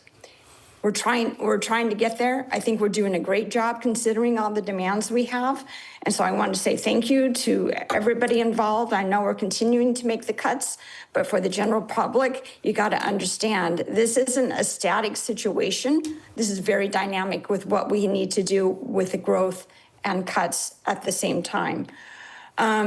I did have a question on sales tax. Does that include construction sales tax when we say sales tax figures? Thank you for the question, Mayor, Councilmember Duff. That does include, so when I mentioned sales tax, city sales tax, that does include contracting. And the other point I wanted to kind of make too is that with the forecasting of the sales tax, I believe I mentioned this during the forecast presentation back in February, is that even though we are seeing more revenue than what were budgeted, the actual sales tax collections for the last 3 fiscal years for the city has been flat. So luckily it's been, when we forecast our revenues, we're a little more conservative. And so with that, if we would have forecasted even more, we probably would have forecasted above what we were collecting, because the last 3 fiscal years, the actual collections have been flat across the board. For the actual retail side of it and not, So Mayor, Councilmember Duff, that is, yes, it's retail, it's utilities, it's contracting, commercial rentals, all of those categories. The total city sales tax collection as part of those has been flat for the last 3 fiscal years, the actual collections. I think to clarify on that too, Mayor and Council, Brian's right when you look at the overall category, but what's inherent in him saying that though is what has saved us. When you take residential rental tax out of the equation, you take some of these other changes, it has been a robust growth in retail sales, and there may be another category, but retail in particular. People have stayed spending money, which is great because that's allowed us to be able to weather the storm easier had it not seen an uptick in retail. If retail had been flat, we'd be hurting. But the fact that people are eating out, they're shopping, they're buying cars, they're doing all that has really been a saving grace through all this. So the resiliency of the consumer has helped us mitigate some of the negative impacts, that loss of revenue from the state that Councilmember Duff just referenced. Ms. Goldford? Sorry, can I just clarify, Brian? I think I was looking at something. So when you say it's remained flat due to the reduction, if you took the reduction out, that's what you're saying, it's actually sales have increased year over year. Did I hear that right?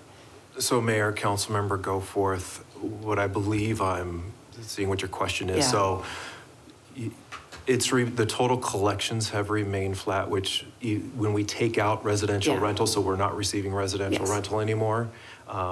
What the city manager was mentioning is, so we take that $30 million, roughly $30 million a year out. We took that out. However, retail sales, utilities, bars and restaurants, and the other categories have increased to offset that Okay, so reduction. despite the So reduction, we've remained flat. That's what We've remained flat. Correct. across the board, Okay. Yes. Yeah, and that's I what, said I that mean, wrong, but it's yeah. inherent, and I'm sorry, Yeah. Mayor and Councilmember, it's inherent when we talk about sales tax, our brains automatically, maybe not an OMB, but the rest of us automatically go to retail Yeah. sales because that's, what we know, is live and die by. And as Brian just said, and you said it very well, in spite of the fact that we had these reductions from the state, we were still flat. Yeah. That's actually a That's positive, right? really pretty impressive, Yeah, yes. that's really Yeah. a very good Yeah. thing. But we have not seen, Brian's got some great charts that just show historically just the normal inflationary growth of sales tax that this community's seen that goes back decades. And then all of a sudden you have a flatlining that happened all at one time. And that, really does go to what Councilmember Heredia was saying. And I know I've said this before, but it's got to be reiterated. This community did such a good job. Other neighbors maybe didn't, of being very constrained of putting that unexpected post-COVID bump into our rainy day fund, putting it into our reserves. A lot of communities started spending that money, and fortunately, the council and city management, everyone made the determination of we're going to build up those reserves. And so now we can responsibly, to Councilmember Heredia's point, we are way above our goal, right? We're above our heightened goal as far as our reserves. So we can responsibly pull down some of that one-time revenue that we stored away in order to mitigate the impacts of what the state did to us, and let the natural inflationary growth of our other categories catch back up with it. So we are striking, I think, that balance and trying to make sure that we don't have to make dramatic cuts to services because we see the normal growth of sales tax in this community go back to historic trends, and it really was this unprecedented multiple things all happening at the same time. But thank goodness our reserve fund was to a point, the highest levels in the city's history, so that we can draw that down responsibly and do it in a way that avoids major cuts to services to our residents. Can I make one more comment on that? Yes, Ms. Duff. Sorry. Go ahead. Sorry. One thought I have on the sales tax is previously we had a projection and it was growing year after year. We made our 5-year projection based on that growth. And I appreciate that we haven't lost ground because of the cuts, but we don't have that robust growth that was originally projected. We're maintaining, yay, but anyway, what we looked at a couple of years ago, before all this disruption, the projections were much different than they are after the mandates. And I think we're doing a good job trying to adjust to it. And I'm thankful that we're able to get the sales tax, that we don't see the rough adjustments. But I just want council not to be so upset, we're still in an adjustment period. Thanks. Yes, go forth. I was just going to say, point taken, Sky, and I agree. Even though I think residents want us to, spend within our means, so to say, they also want stability. And so they don't want us whiplashing, reducing services this year because in 4 years we have, a lower net sources and uses for a justified reason, 4 years out. Because we have a reserve, that's the responsible thing to do, to continue a continuum, a stability of services. So it's a balance, right? And it's a good conversation to have. It's a good conversation to have because residents understand we're having it. We're aware that, our priority is to use the funds efficiently and responsibly, but it's also imperative on us to have a stability of services. So, I think that's the responsible thing to do as well. So thank you, Jen, for your comments. Mayor, Councilmember Goforth, yes, I completely agree, and thank you for saying that. And also agree, though, too, I'll just reiterate, I agree with everything Councilmember Taylor said as well. We're going to continue to look at those efficiencies. Just because we can pull from the reserves to help us weather the storm doesn't mean that we're, letting that, be the solution for this, because we've heard you and we agree. I mean, every company, public, private, large, small, is always looking to see if the way it spends money is in line with the values and the times of that company and the needs of that company. And that's what we've got to continue to do too. And we're an older, more senior organization, right? We've been doing things in this community for a very long time, and some of those things may not be necessary. Maybe there's other ways that residents are receiving those needs. Maybe there's different delivery methods that are different and more cost effective. And those are the things we're going to continue to evaluate, and that will be an ongoing annual discussion about how we can continue to get better as a organization providing essential services to the community. Thank you, Scott. Yeah, I recognize that, and I resonate those thoughts as well. And just one final thought: as we are looking at proposals that come to our council for the future, and we're looking at how we are here discussing right now what we need to cut, what we need to keep, balancing our budget this year, next year, and looking at the future. Let's make sure that we are in line with what we're saying today when things are being proposed to us for future spending. And how we are discerning whether that future spending is actually for the, quote, general welfare of all the taxpayers that are pouring into this system, and not just because there might be proposed economic development as a result of a thing that we are being asked to spend a lot of money on. Because we have some stuff that's going to come to council this year, and here we are talking about being conservative with our budget, being wise with our money, benefiting our taxpayers, having a good quality of life. But in that, we also have to recognize that we are here to represent the people who are pouring into the system.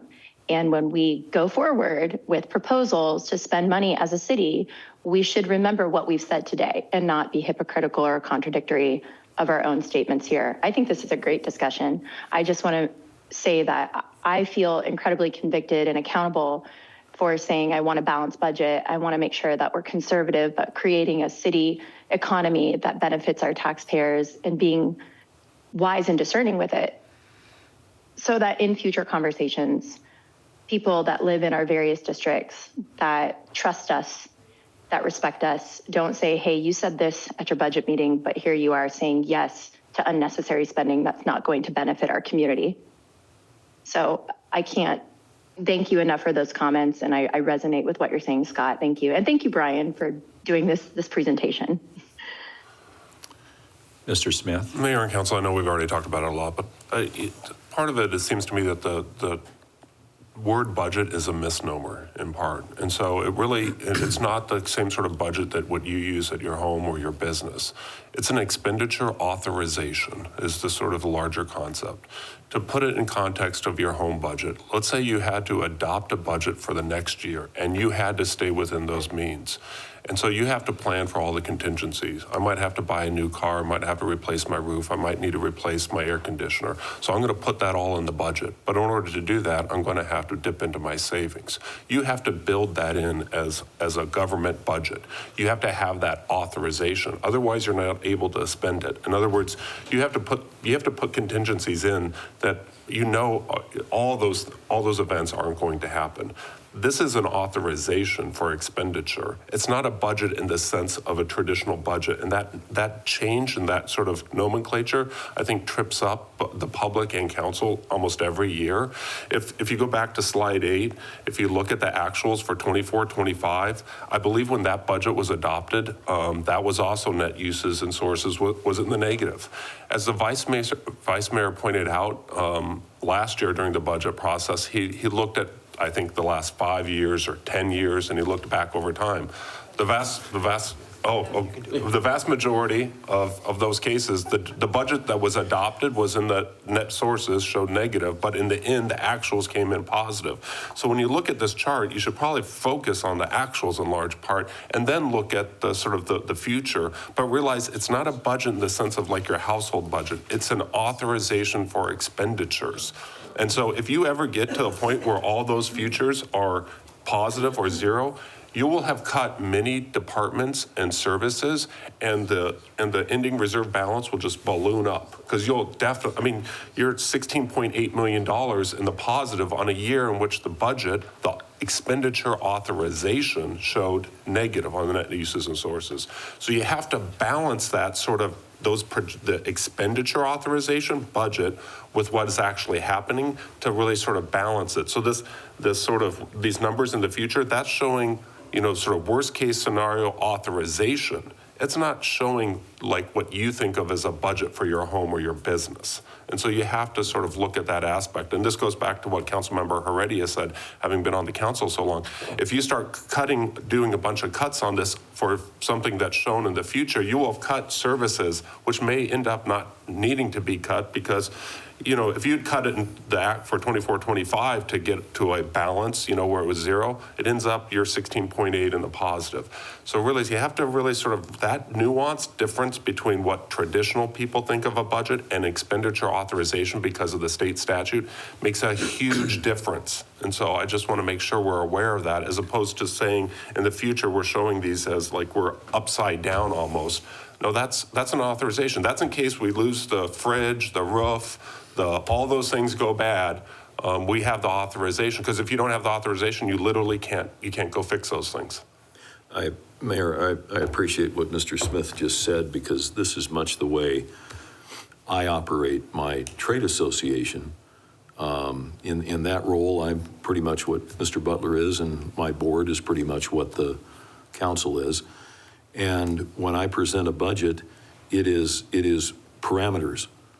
Whatever that total line is, I can spend no more than that. I have the authority to move numbers around in different expense categories.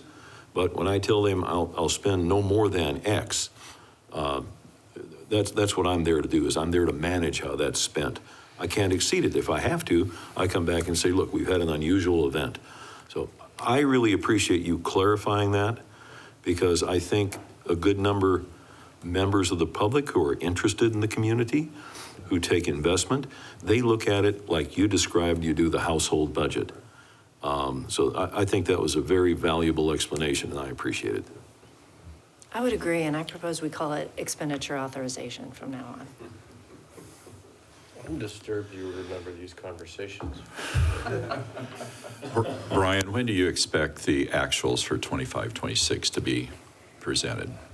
So, Mayor, we usually get those final actual numbers usually around September, because we go through, finance goes through the month-end close. Sure. And has to close out all of the accounts and things like that. So when we do that, we usually have an estimated year-end around the September timeframe. Good. We're excited about that. Why don't you carry on in your presentation? I think you may be halfway done. Mayor, I believe so. So the other thing that the city prioritizes is the recruitment and retention of quality employees. So I wanted to mention a couple of things here. There's a salary market adjustment and a 5% step for eligible sworn personnel covered by the MOU.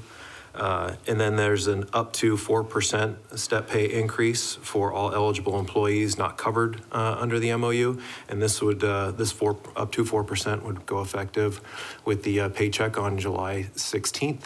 And then also, there will be, as I believe that was mentioned before, vacation and sick leave policy revisions. I believe this will be coming to council at a later date for more detailed explanation by HR. So I'll just leave it at that. But there is some budget impact to the next fiscal year that we do have in there. So that wraps up the general governmental fund. Now on the utility fund, I did the same.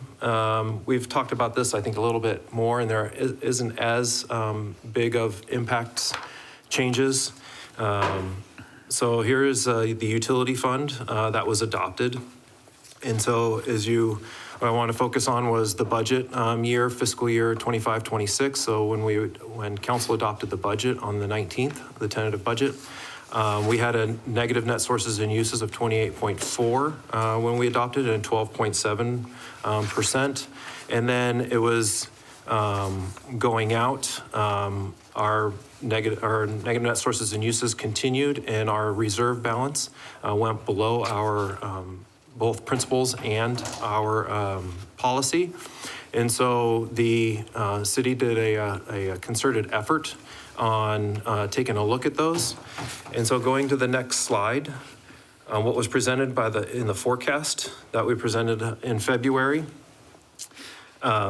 you see that the negative net sources and uses in 25-26 are still about the 23, but as you see going out, they become positive, and that is due to the capacity fee projects being removed. So that's the biggest change in the forecast between the adopted budget and then was taking those about $400 million of capacity projects, taking them out of the operating fund, and then also we were able to move some of the deferred maintenance that we had for water and wastewater and move some of that back in. But as you see, it has a healthy ending reserve balance, but also the ending reserve balance, we get back to our principle of 20% towards the end of the forecast. And then coming to the proposed budget on April 2nd, compared to the forecast, the net sources and uses, some of the reductions or some of the improvements in there are the reductions and revised estimates. So we go through, as I believe mentioned before, we do quarter year-end estimates on revenues and expenses, and some of those adjustments are included in here, but also the reduction. So we have a slight improvement in the net sources and uses, which then you see a slight improvement in the ending reserve balance percentage going on out. And then we come to today for the budget update. Really the only change is carryover. So we're added carryover to the budget for 26-27, and that is really the only change. Everything else pretty much stayed the same, with a few minor adjustments of enhancements and some reductions. But the utility fund as a whole is healthy with the healthy fund balance, but also healthy fund balance reserve. And what this also includes, what I want to mention to council and the citizens, is that the rate adjustments that were presented to the city council in the forecast back in November and December, those have not changed. Those have stayed the same. So this forecast is based on those rate adjustments. And then as we go through the coming summer and fall, we'll be revising those, but taking a look at what our actuals come in. But just wanted to let you know that these rate adjustments are the same rate adjustments that were presented to council back in December and November of last year. Okay. So with that, the next slide compares the changes from adopted budget of 25-26 to the proposed budget here. And as you see, the net sources and uses improves due to the capacity fee, also the ending reserve, and our percentages increase and become a healthy reserve towards the end of the forecasted period. But the major contributor to that, as I mentioned, is the capacity fee and adopting that. So with that, I want to move forward. Brian, before you leave there, was there something in there about the state shared revenue that we receive in this budgeting forecast? You know, we have our three funding streams: TPT, state shared revenue, and the utility fund transfer. I didn't hear anything about what monies we receive from state shared revenue. Or did I miss that? Thank you, Mayor. So the state shared revenues goes into the general governmental fund, and those are the three sources that we receive are the income tax or urban revenue sharing, a share of the state sales tax, and also the vehicle license tax. So those three revenue sources go into the general governmental fund. What is in here, what you mentioned about the general fund transfer, that is part of this forecast, is the general fund transfer from the utility fund into the general governmental fund, and that is part of the forecast also. Okay. Carry on. So moving on to the 5-year capital improvement program, what I wanted to show here is this is the capital improvement program that we talked about a couple of weeks ago, but putting numbers to the presentation. This is for the 5-year capital improvement program, so fiscal years 27 through 31. And what we did here is by category. So you can see the general government, parks and culture, public safety, transportation, and utilities by category. And then down below, we also have some operations and maintenance as part of that plan. As mentioned, the first fiscal year 26-27, is what we're looking at include into the budget for 26-27 that council would adopt as authorization. It doesn't mean that we'll be spending it, but it's authorization to spend. The rest of the program is just a plan that would be adopted as part of the CIP, which is part of the charter for council to adopt the 5-year plan. But as mentioned before, those can change depending on priorities, depending on funding, things like that. But the first year is what we would look to include, the 26-27, into the budget considered for adoption in May and June. And just to highlight, the utilities there does also include the capacity fee projects. So moving on to the next slide, this is the same type of numbers, but this is the funding source. So as you see, we've got some enterprise fund cash projects. Some of those are Falcon Field, as we consider part of the enterprise, but also some of the utilities. We have general fund cash for some of the projects. General obligation bonds, grants, joint ventures. The joint ventures is the Greenfield Water Reclamation Plant. And then restricted there is transportation. So we consider transportation funds as restricted because it's part of the sales tax and HERF. So that is what majority of that is restricted, is the transportation funds. And then you see down there the utility pledge and capacity fee. as far part of the funding sources. So Mayor and Council, we wanted to break it down and show it to you this way. I think it was actually Councilmember Goforth who had raised this as we were talking about the CIP a few weeks ago. And so just wanted to give you a snapshot so you can see the diverse funding sources. I know sometimes, a lot of times we just think of the GO bonds and how that fits into it, but this is a reflection of kind of that overall, all the different sources that come in to fund our capital improvement program. Hey, Scott, this is Councilmember Taylor. I just was curious to know, do we ever, as a council, receive a very simplified, or is it on our website even? Because I don't think I've looked for this, list of proposed projects by department for the coming year with when we approve the total amount of the funds to be used for various projects. Do we have some sort of list that's like, for transportation, here's the 10 things we want. Here's what we want to do for aquatic centers. That kind of a very easy to understand. Yeah, Mayor, Councilmember Taylor, yes, we do. We can get you a copy of that where we have our detailed, well, simple might be the tougher, but we do have a comprehensive list in our CIP plan that breaks it down by department and all the different projects planned for that fiscal year, so that when you actually adopt the CIP concurrently with the budget, those are the list of projects that are being assumed that would have an expenditure this coming year. I think we have the 5 years, but I think I had asked for just what we're voting on, if we could just get that. And I think that's what you're asking for, Councilmember Taylor, right? Just to call out 26. So, I mean, because you give that comprehensive, and that's awesome, because we get to see all 5 years, but it's kind of all together, and we have to pull out for the next fiscal year that we're actually voting on. Does that make sense? Yeah. Yes, Mayor, Councilmember Goforth, but I want to kind of preface that too, is that you're actually also voting on the capital improvement program, which is required by the charter. So that's why we give the 5 year, is because you're voting on that as the capital improvement program, which is required by the charter for council to adopt a 5-year program. And so that's why we include all that. We can definitely get you try to get you a simplified fiscal year 26-27 projects by department, and we can work on that to present to council or to give to council. But that's why we include the 5 years, because of the adoption of the plan. Okay. That is the distinction between the budget, because you're literally only voting for the upcoming fiscal year when you adopt the budget. But with the CIP, that is, as mandated by state law, that's a 5-year look ahead on that. That's required. Charter, excuse me. Under the charter, that we're required to do that. And so that may not, from my point of view, I don't know about Councilmember Taylor, that may not be necessary, because you did name several of the large projects that for next year.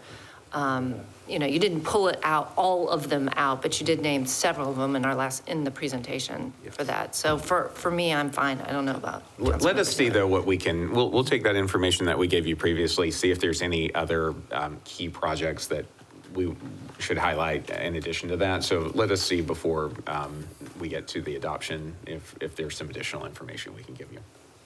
Brian, why don't you break down utility pledge, remind us what that is and how that works? So yes, Mayor, Council Member, the utility pledge is the obligation. So when Council just previously, I think a week or two ago, approved the sale of some bonds and utility obligations, that's what we use for funding the utility projects itself. So for instance, we're taking out utility pledge for some of the repairs and maintenance but also we took some out for, I believe, the Central Mesa Reuse Pipeline, but then also we're taking out capacity fee debt for the Signal Butte expansion. So it's really those obligations, that debt that we are issuing for those projects itself. Okay. Very good. Thank you. So this is just to show a graphical pie chart of the fiscal year and kind of how it is broken out in percentages for the 5-year CIP summary. And what I wanted to point out here is that as you see the utility capacity fee and utility pledge, that is over 50% of our CIP. is basically utilities. And then you have some of the other ones, the GO bonds is only 21%. We've got some restricted funds, which is 12, which is mentioned, that is transportation. And joint ventures, which is a good size one too, is at 11%. So I just want to kind of show as a pie chart, graphical representation of what percentage of those are per the categories. Brian, how do you see that utility capacity fee and utility pledge mix changing over time? Is it just going to be the same 9%, or do we think more of the capacity fee is going to pick up for the infrastructure? So mayor and council, mayor and vice mayor, good question. Would have to see how that goes because the capacity fee is for growth. So depending on how quickly the city grows in some of those areas, it could over time start Versus diminishing. replacement. And then the utility pledge may grow, but we'll probably see it fluctuate until the city goes into kind of a build out stage, and then it'll fluctuate, but I'm not sure if it'll fluctuate to where a majority of it is utility capacity. But I do believe that 9% will start fluctuating here and there. Okay, thank you. So kind of wrapping up the budget, finalizing the budget, a couple of points I wanted to make here. We've kind of talked about it as carryover. So what I want to mention about carryover is the state statute kind of requires that all expenditures occurring in the fiscal year be included in the annual legal appropriation, and that's what the state calls the budget. So as Mr. Smith was talking about, that it is required that it's kind of an expenditure limit. And then the expenditures related to projects and contracts that will not be completed at the year end. I wanted to show here some of the carryover. So in fiscal year 26-27, we're budgeting, the budget includes a $446 million carryover. And a significant amount of that is capital projects. And just to give you a highlight of a majority of that carryover is we have 7 projects that equal about $110 million of carryover. And so that's why our carryover is significant. So one of those projects is PDHQ.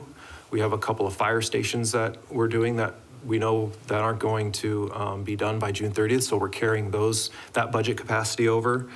We also have a couple of major transportation projects that we need to carry over. One is Ellsworth, the widening of Ellsworth, but then also the Val Vista Street from the 60 to Pueblo. So those big projects, and that's why you see the carryover are we were budgeting them this fiscal year, but since they're multi-year projects, we need to be able to carry that authorization over to be able to spend that in the next fiscal year.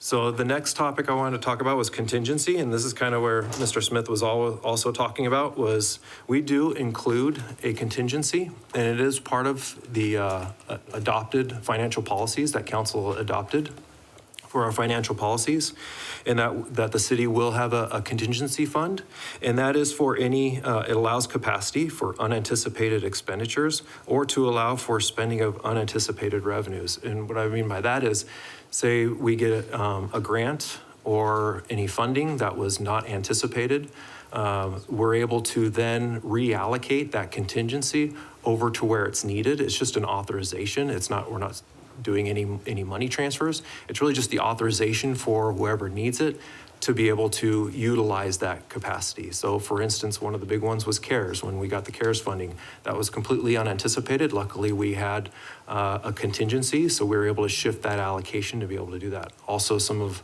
the other ones is maybe transportation. It's a different fund.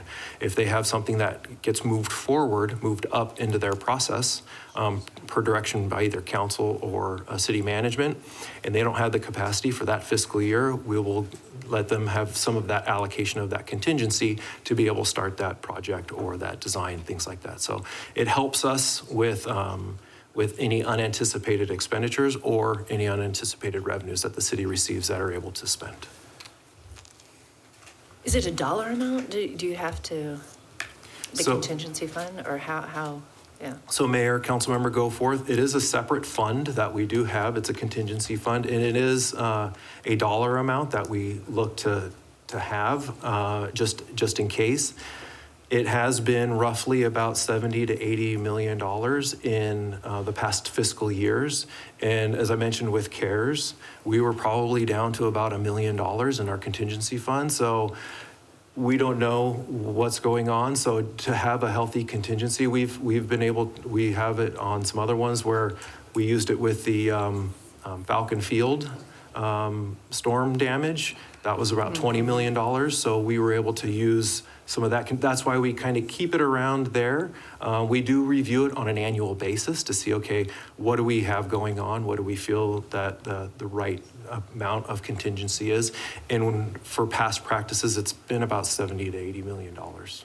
And this goes back to, as we were saying earlier, an expenditure authority. But this isn't committing. We're obviously not trying to spend our contingency. It's that under state law, we have to be able to account for the upper end of our spending. And so if we did have a microburst and we obviously did not budget $20 million into our budget to plan for repairs at Falcon Field for that, then we would then be forced with what are we going to cut in order to create capacity. So this is just a tool to give us capacity in case unexpected expenses or grants. Sometimes they're good things, sometimes they're bad things, but the ability to spend those dollars without negatively impacting the rest of the program. But it's not us, it's not the authorization that we still have to have the money to spend. So adding in contingency does not boost our spending. It's just the ability that we would have to spend money if we did receive grants or if we did need to use emergency funds. Go ahead, Brian. So with that, my last slide is the budget calendar. Only a couple of steps left.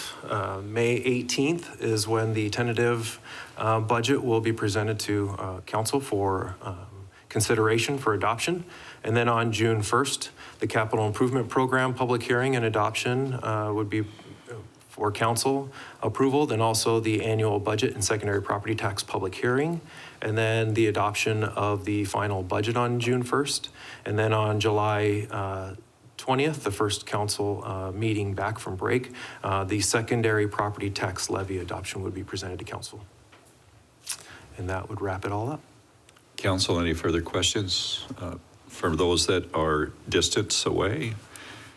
Ms. Duff? Brian, yeah, I did have a question on slide 19 on operations and maintenance.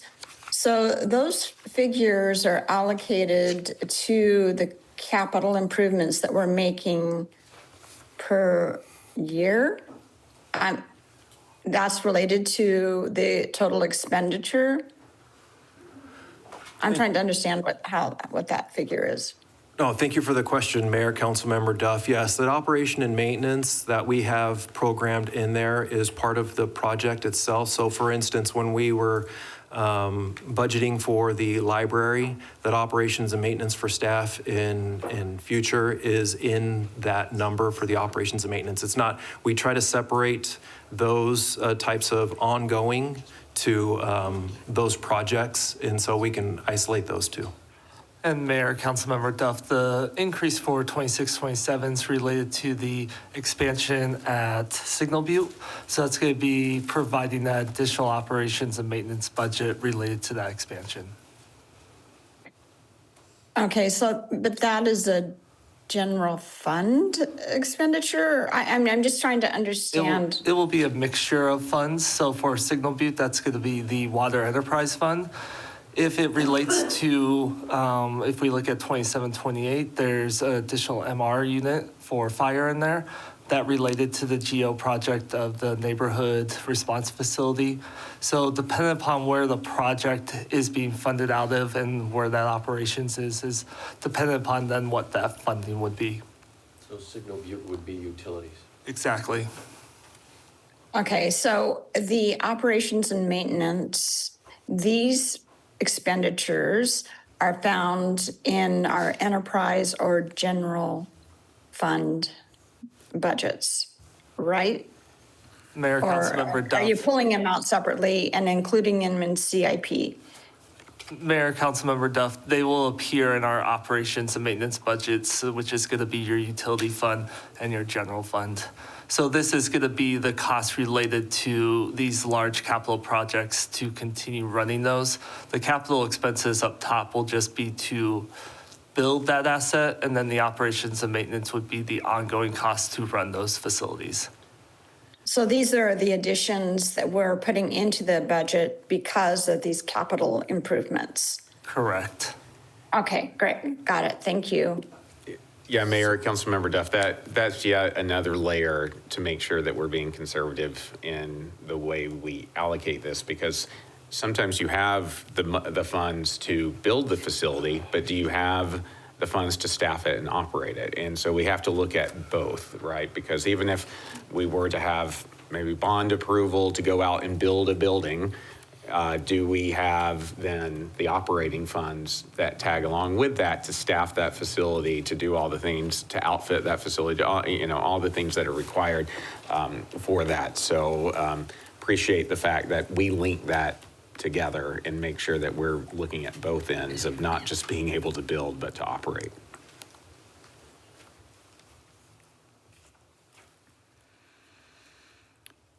Anything else, Ms. Duff? No, sorry. Thank you. I appreciate the explanation. Thank you very much. All right. Ms. Taylor, anything else? I actually also had a question on slide 19, and Jen got some of it answered for me, so thank you. I was curious to know, on that particular slide, I see that general government, what is a general government project? Is that like infrastructure underground or sidewalks, or I'm sorry, I just don't understand that category particularly. Great, Mayor, Councilmember Taylor. General governmental is going to be kind of more some city facilities that we're looking at as general operations. So in those numbers for like the 26, 27, the large projects that we're looking at is fuel station improvements at fire stations, the downtown facade projects, the restaurant incubator, the parking garage, structural repairs that's in the budget. So it's going to be those city-owned facilities that we're looking at from a capital side. Thank you. And then to follow up on that, is there any particular reason that there's just nothing listed for 3031? Is that because we just don't know that far out what we might be? I was kind of under that assumption. Mayor, Councilmember Taylor, that is correct. So there will be projects added on as we go through this over the next 3 or 4 years where you'll see 3031.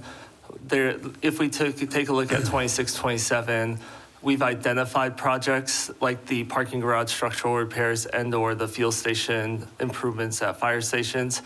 There's projects that are going to pop up over the next 2 or 3 years that we're just unaware of right now. And as those come on and we realize what those are as facilities working through their asset management planning, we'll start to build in those types of projects into the 5-year planning. So then, oh, sorry.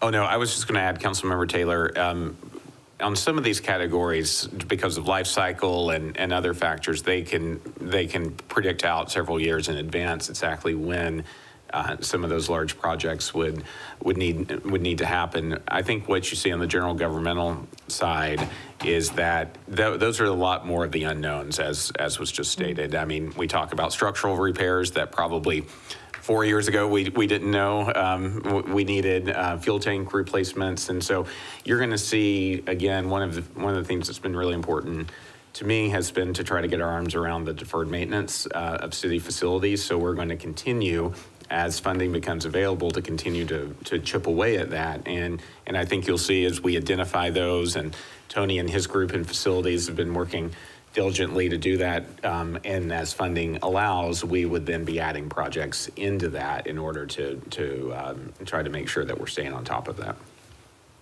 Okay, that's helpful. Thank you. So then, based on what you just said, so that we all have an understanding, or at least just me, when we move out to fiscal years 28, 29, and 29, 30, and then the correlated operations and maintenance, where it jumps up to 12.7 million and then really high to 21.5, are those just kind of assumed, like we're quote budgeting this in as a just in case, this is how expensive it could be, we want council to give us permission to spend up to this amount? I guess, are those just assumed prices or costs? So Mayor, Councilmember Taylor, these are estimated costs for the project. So for instance, we'll take the aquatic centers. So when we put in the aquatic center for the capital, it would be up top in the parks and culture area. And then also what we would do is to be able to staff and run those aquatic centers, those would be included in the operations and maintenance in that correlating fiscal year, either before or during that fiscal year, depending on when the staffing is. Same with what we do with fire stations, for instance. So in fire stations, the fire station would be in the public safety category, but then to staff the fire station, those personnel would be in the operations and maintenance in the year before, so we know what that would be.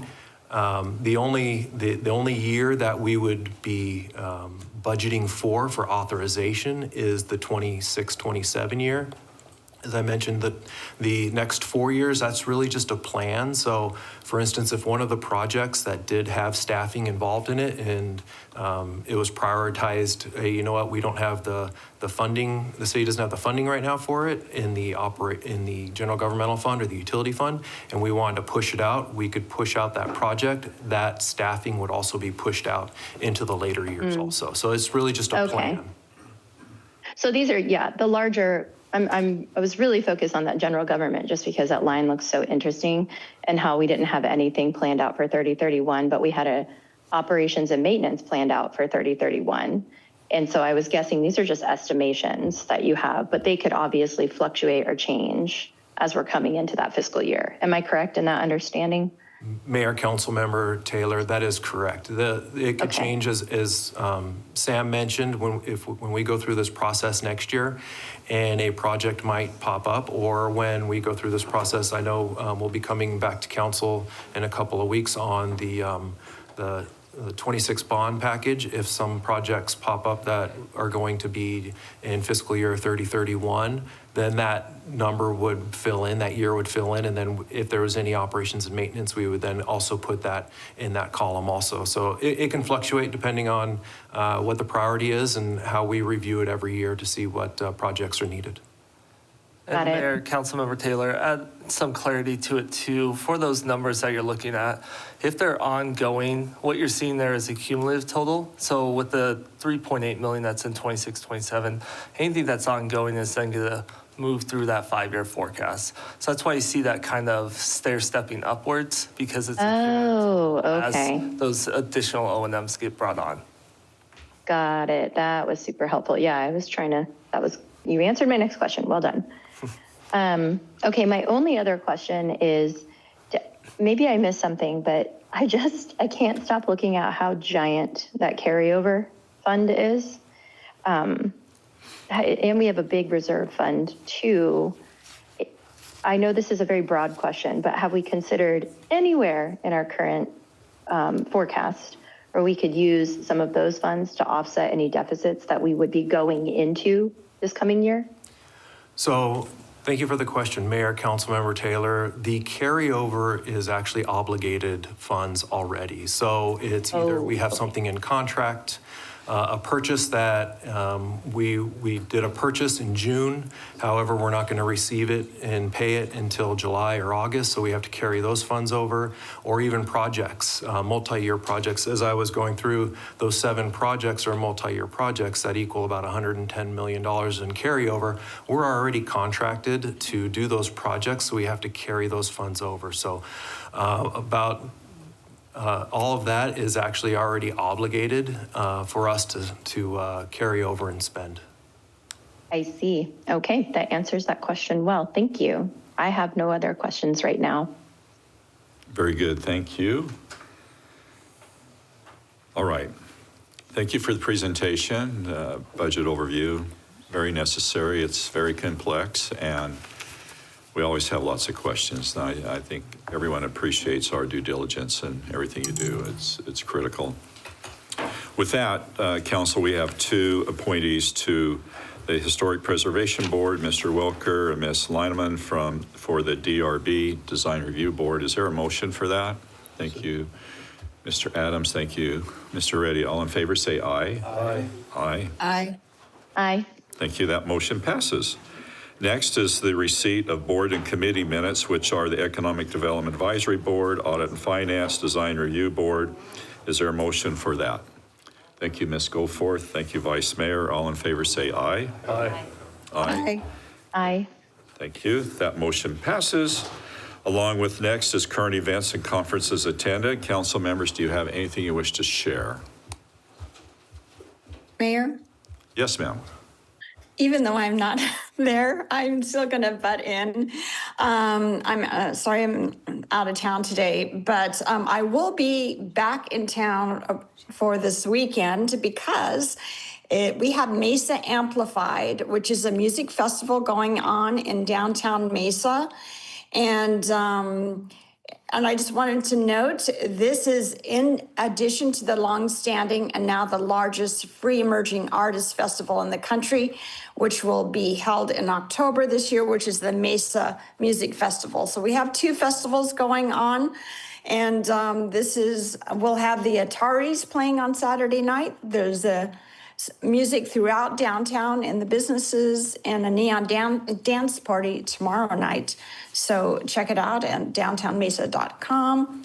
I'm sure it's all over social, but we're very excited to bring this music festival to downtown. Thank you. Well, I think the DMA is very engaged in that, and thank you for your leadership because it'll help support your downtown businesses here.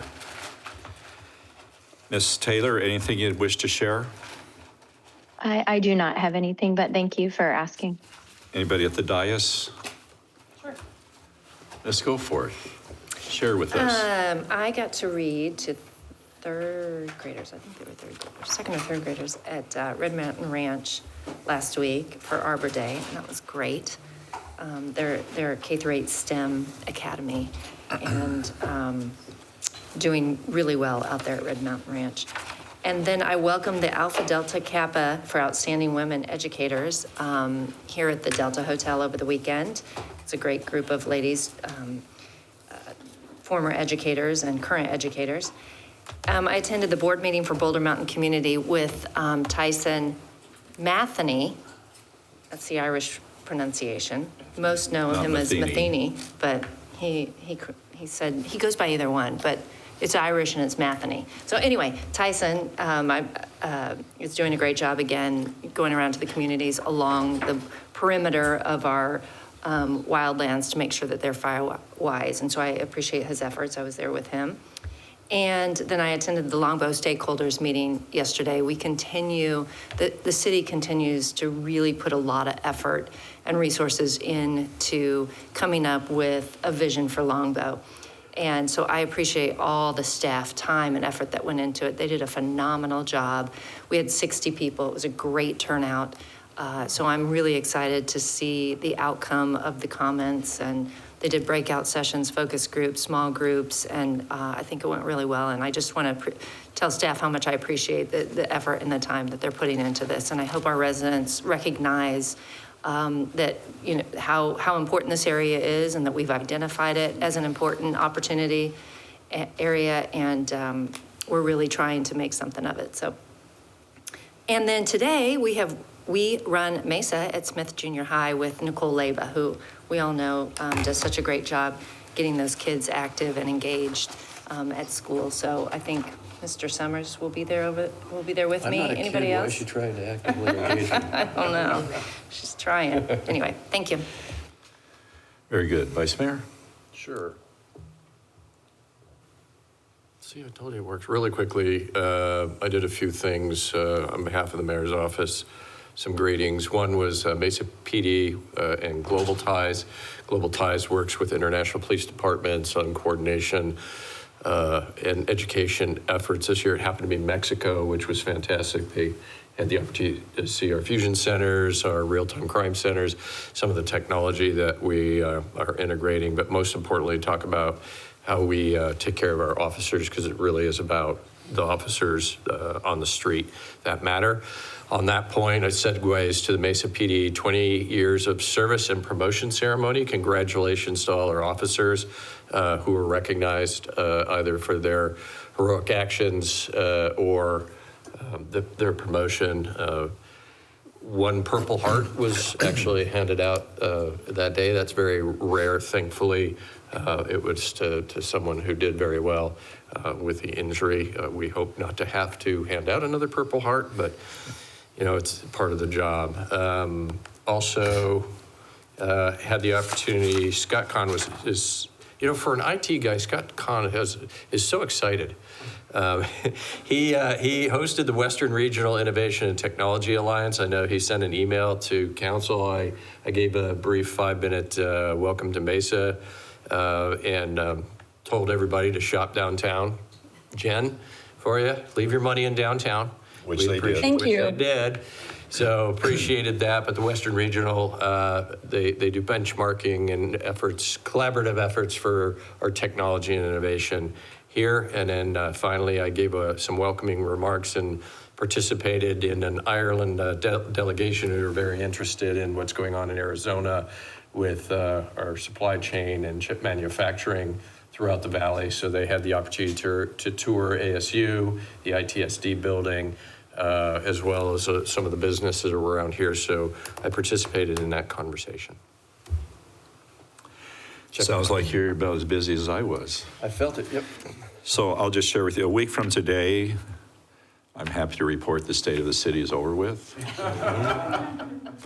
Appreciate everybody coming and sharing a lot of highlights there. It just shows how fantastic our city is, all the great things. I think the takeaway was the data that was displayed on the big screen, all the things that we're innovative with, our workforce development, it blew people away. And I attended a couple other State of the Cities this past year, and I'd have to say we stand out. We're tip of the spear on that. So thank you to all the departments, police and fire, economic development, Mr. Butler, your team, fantastic.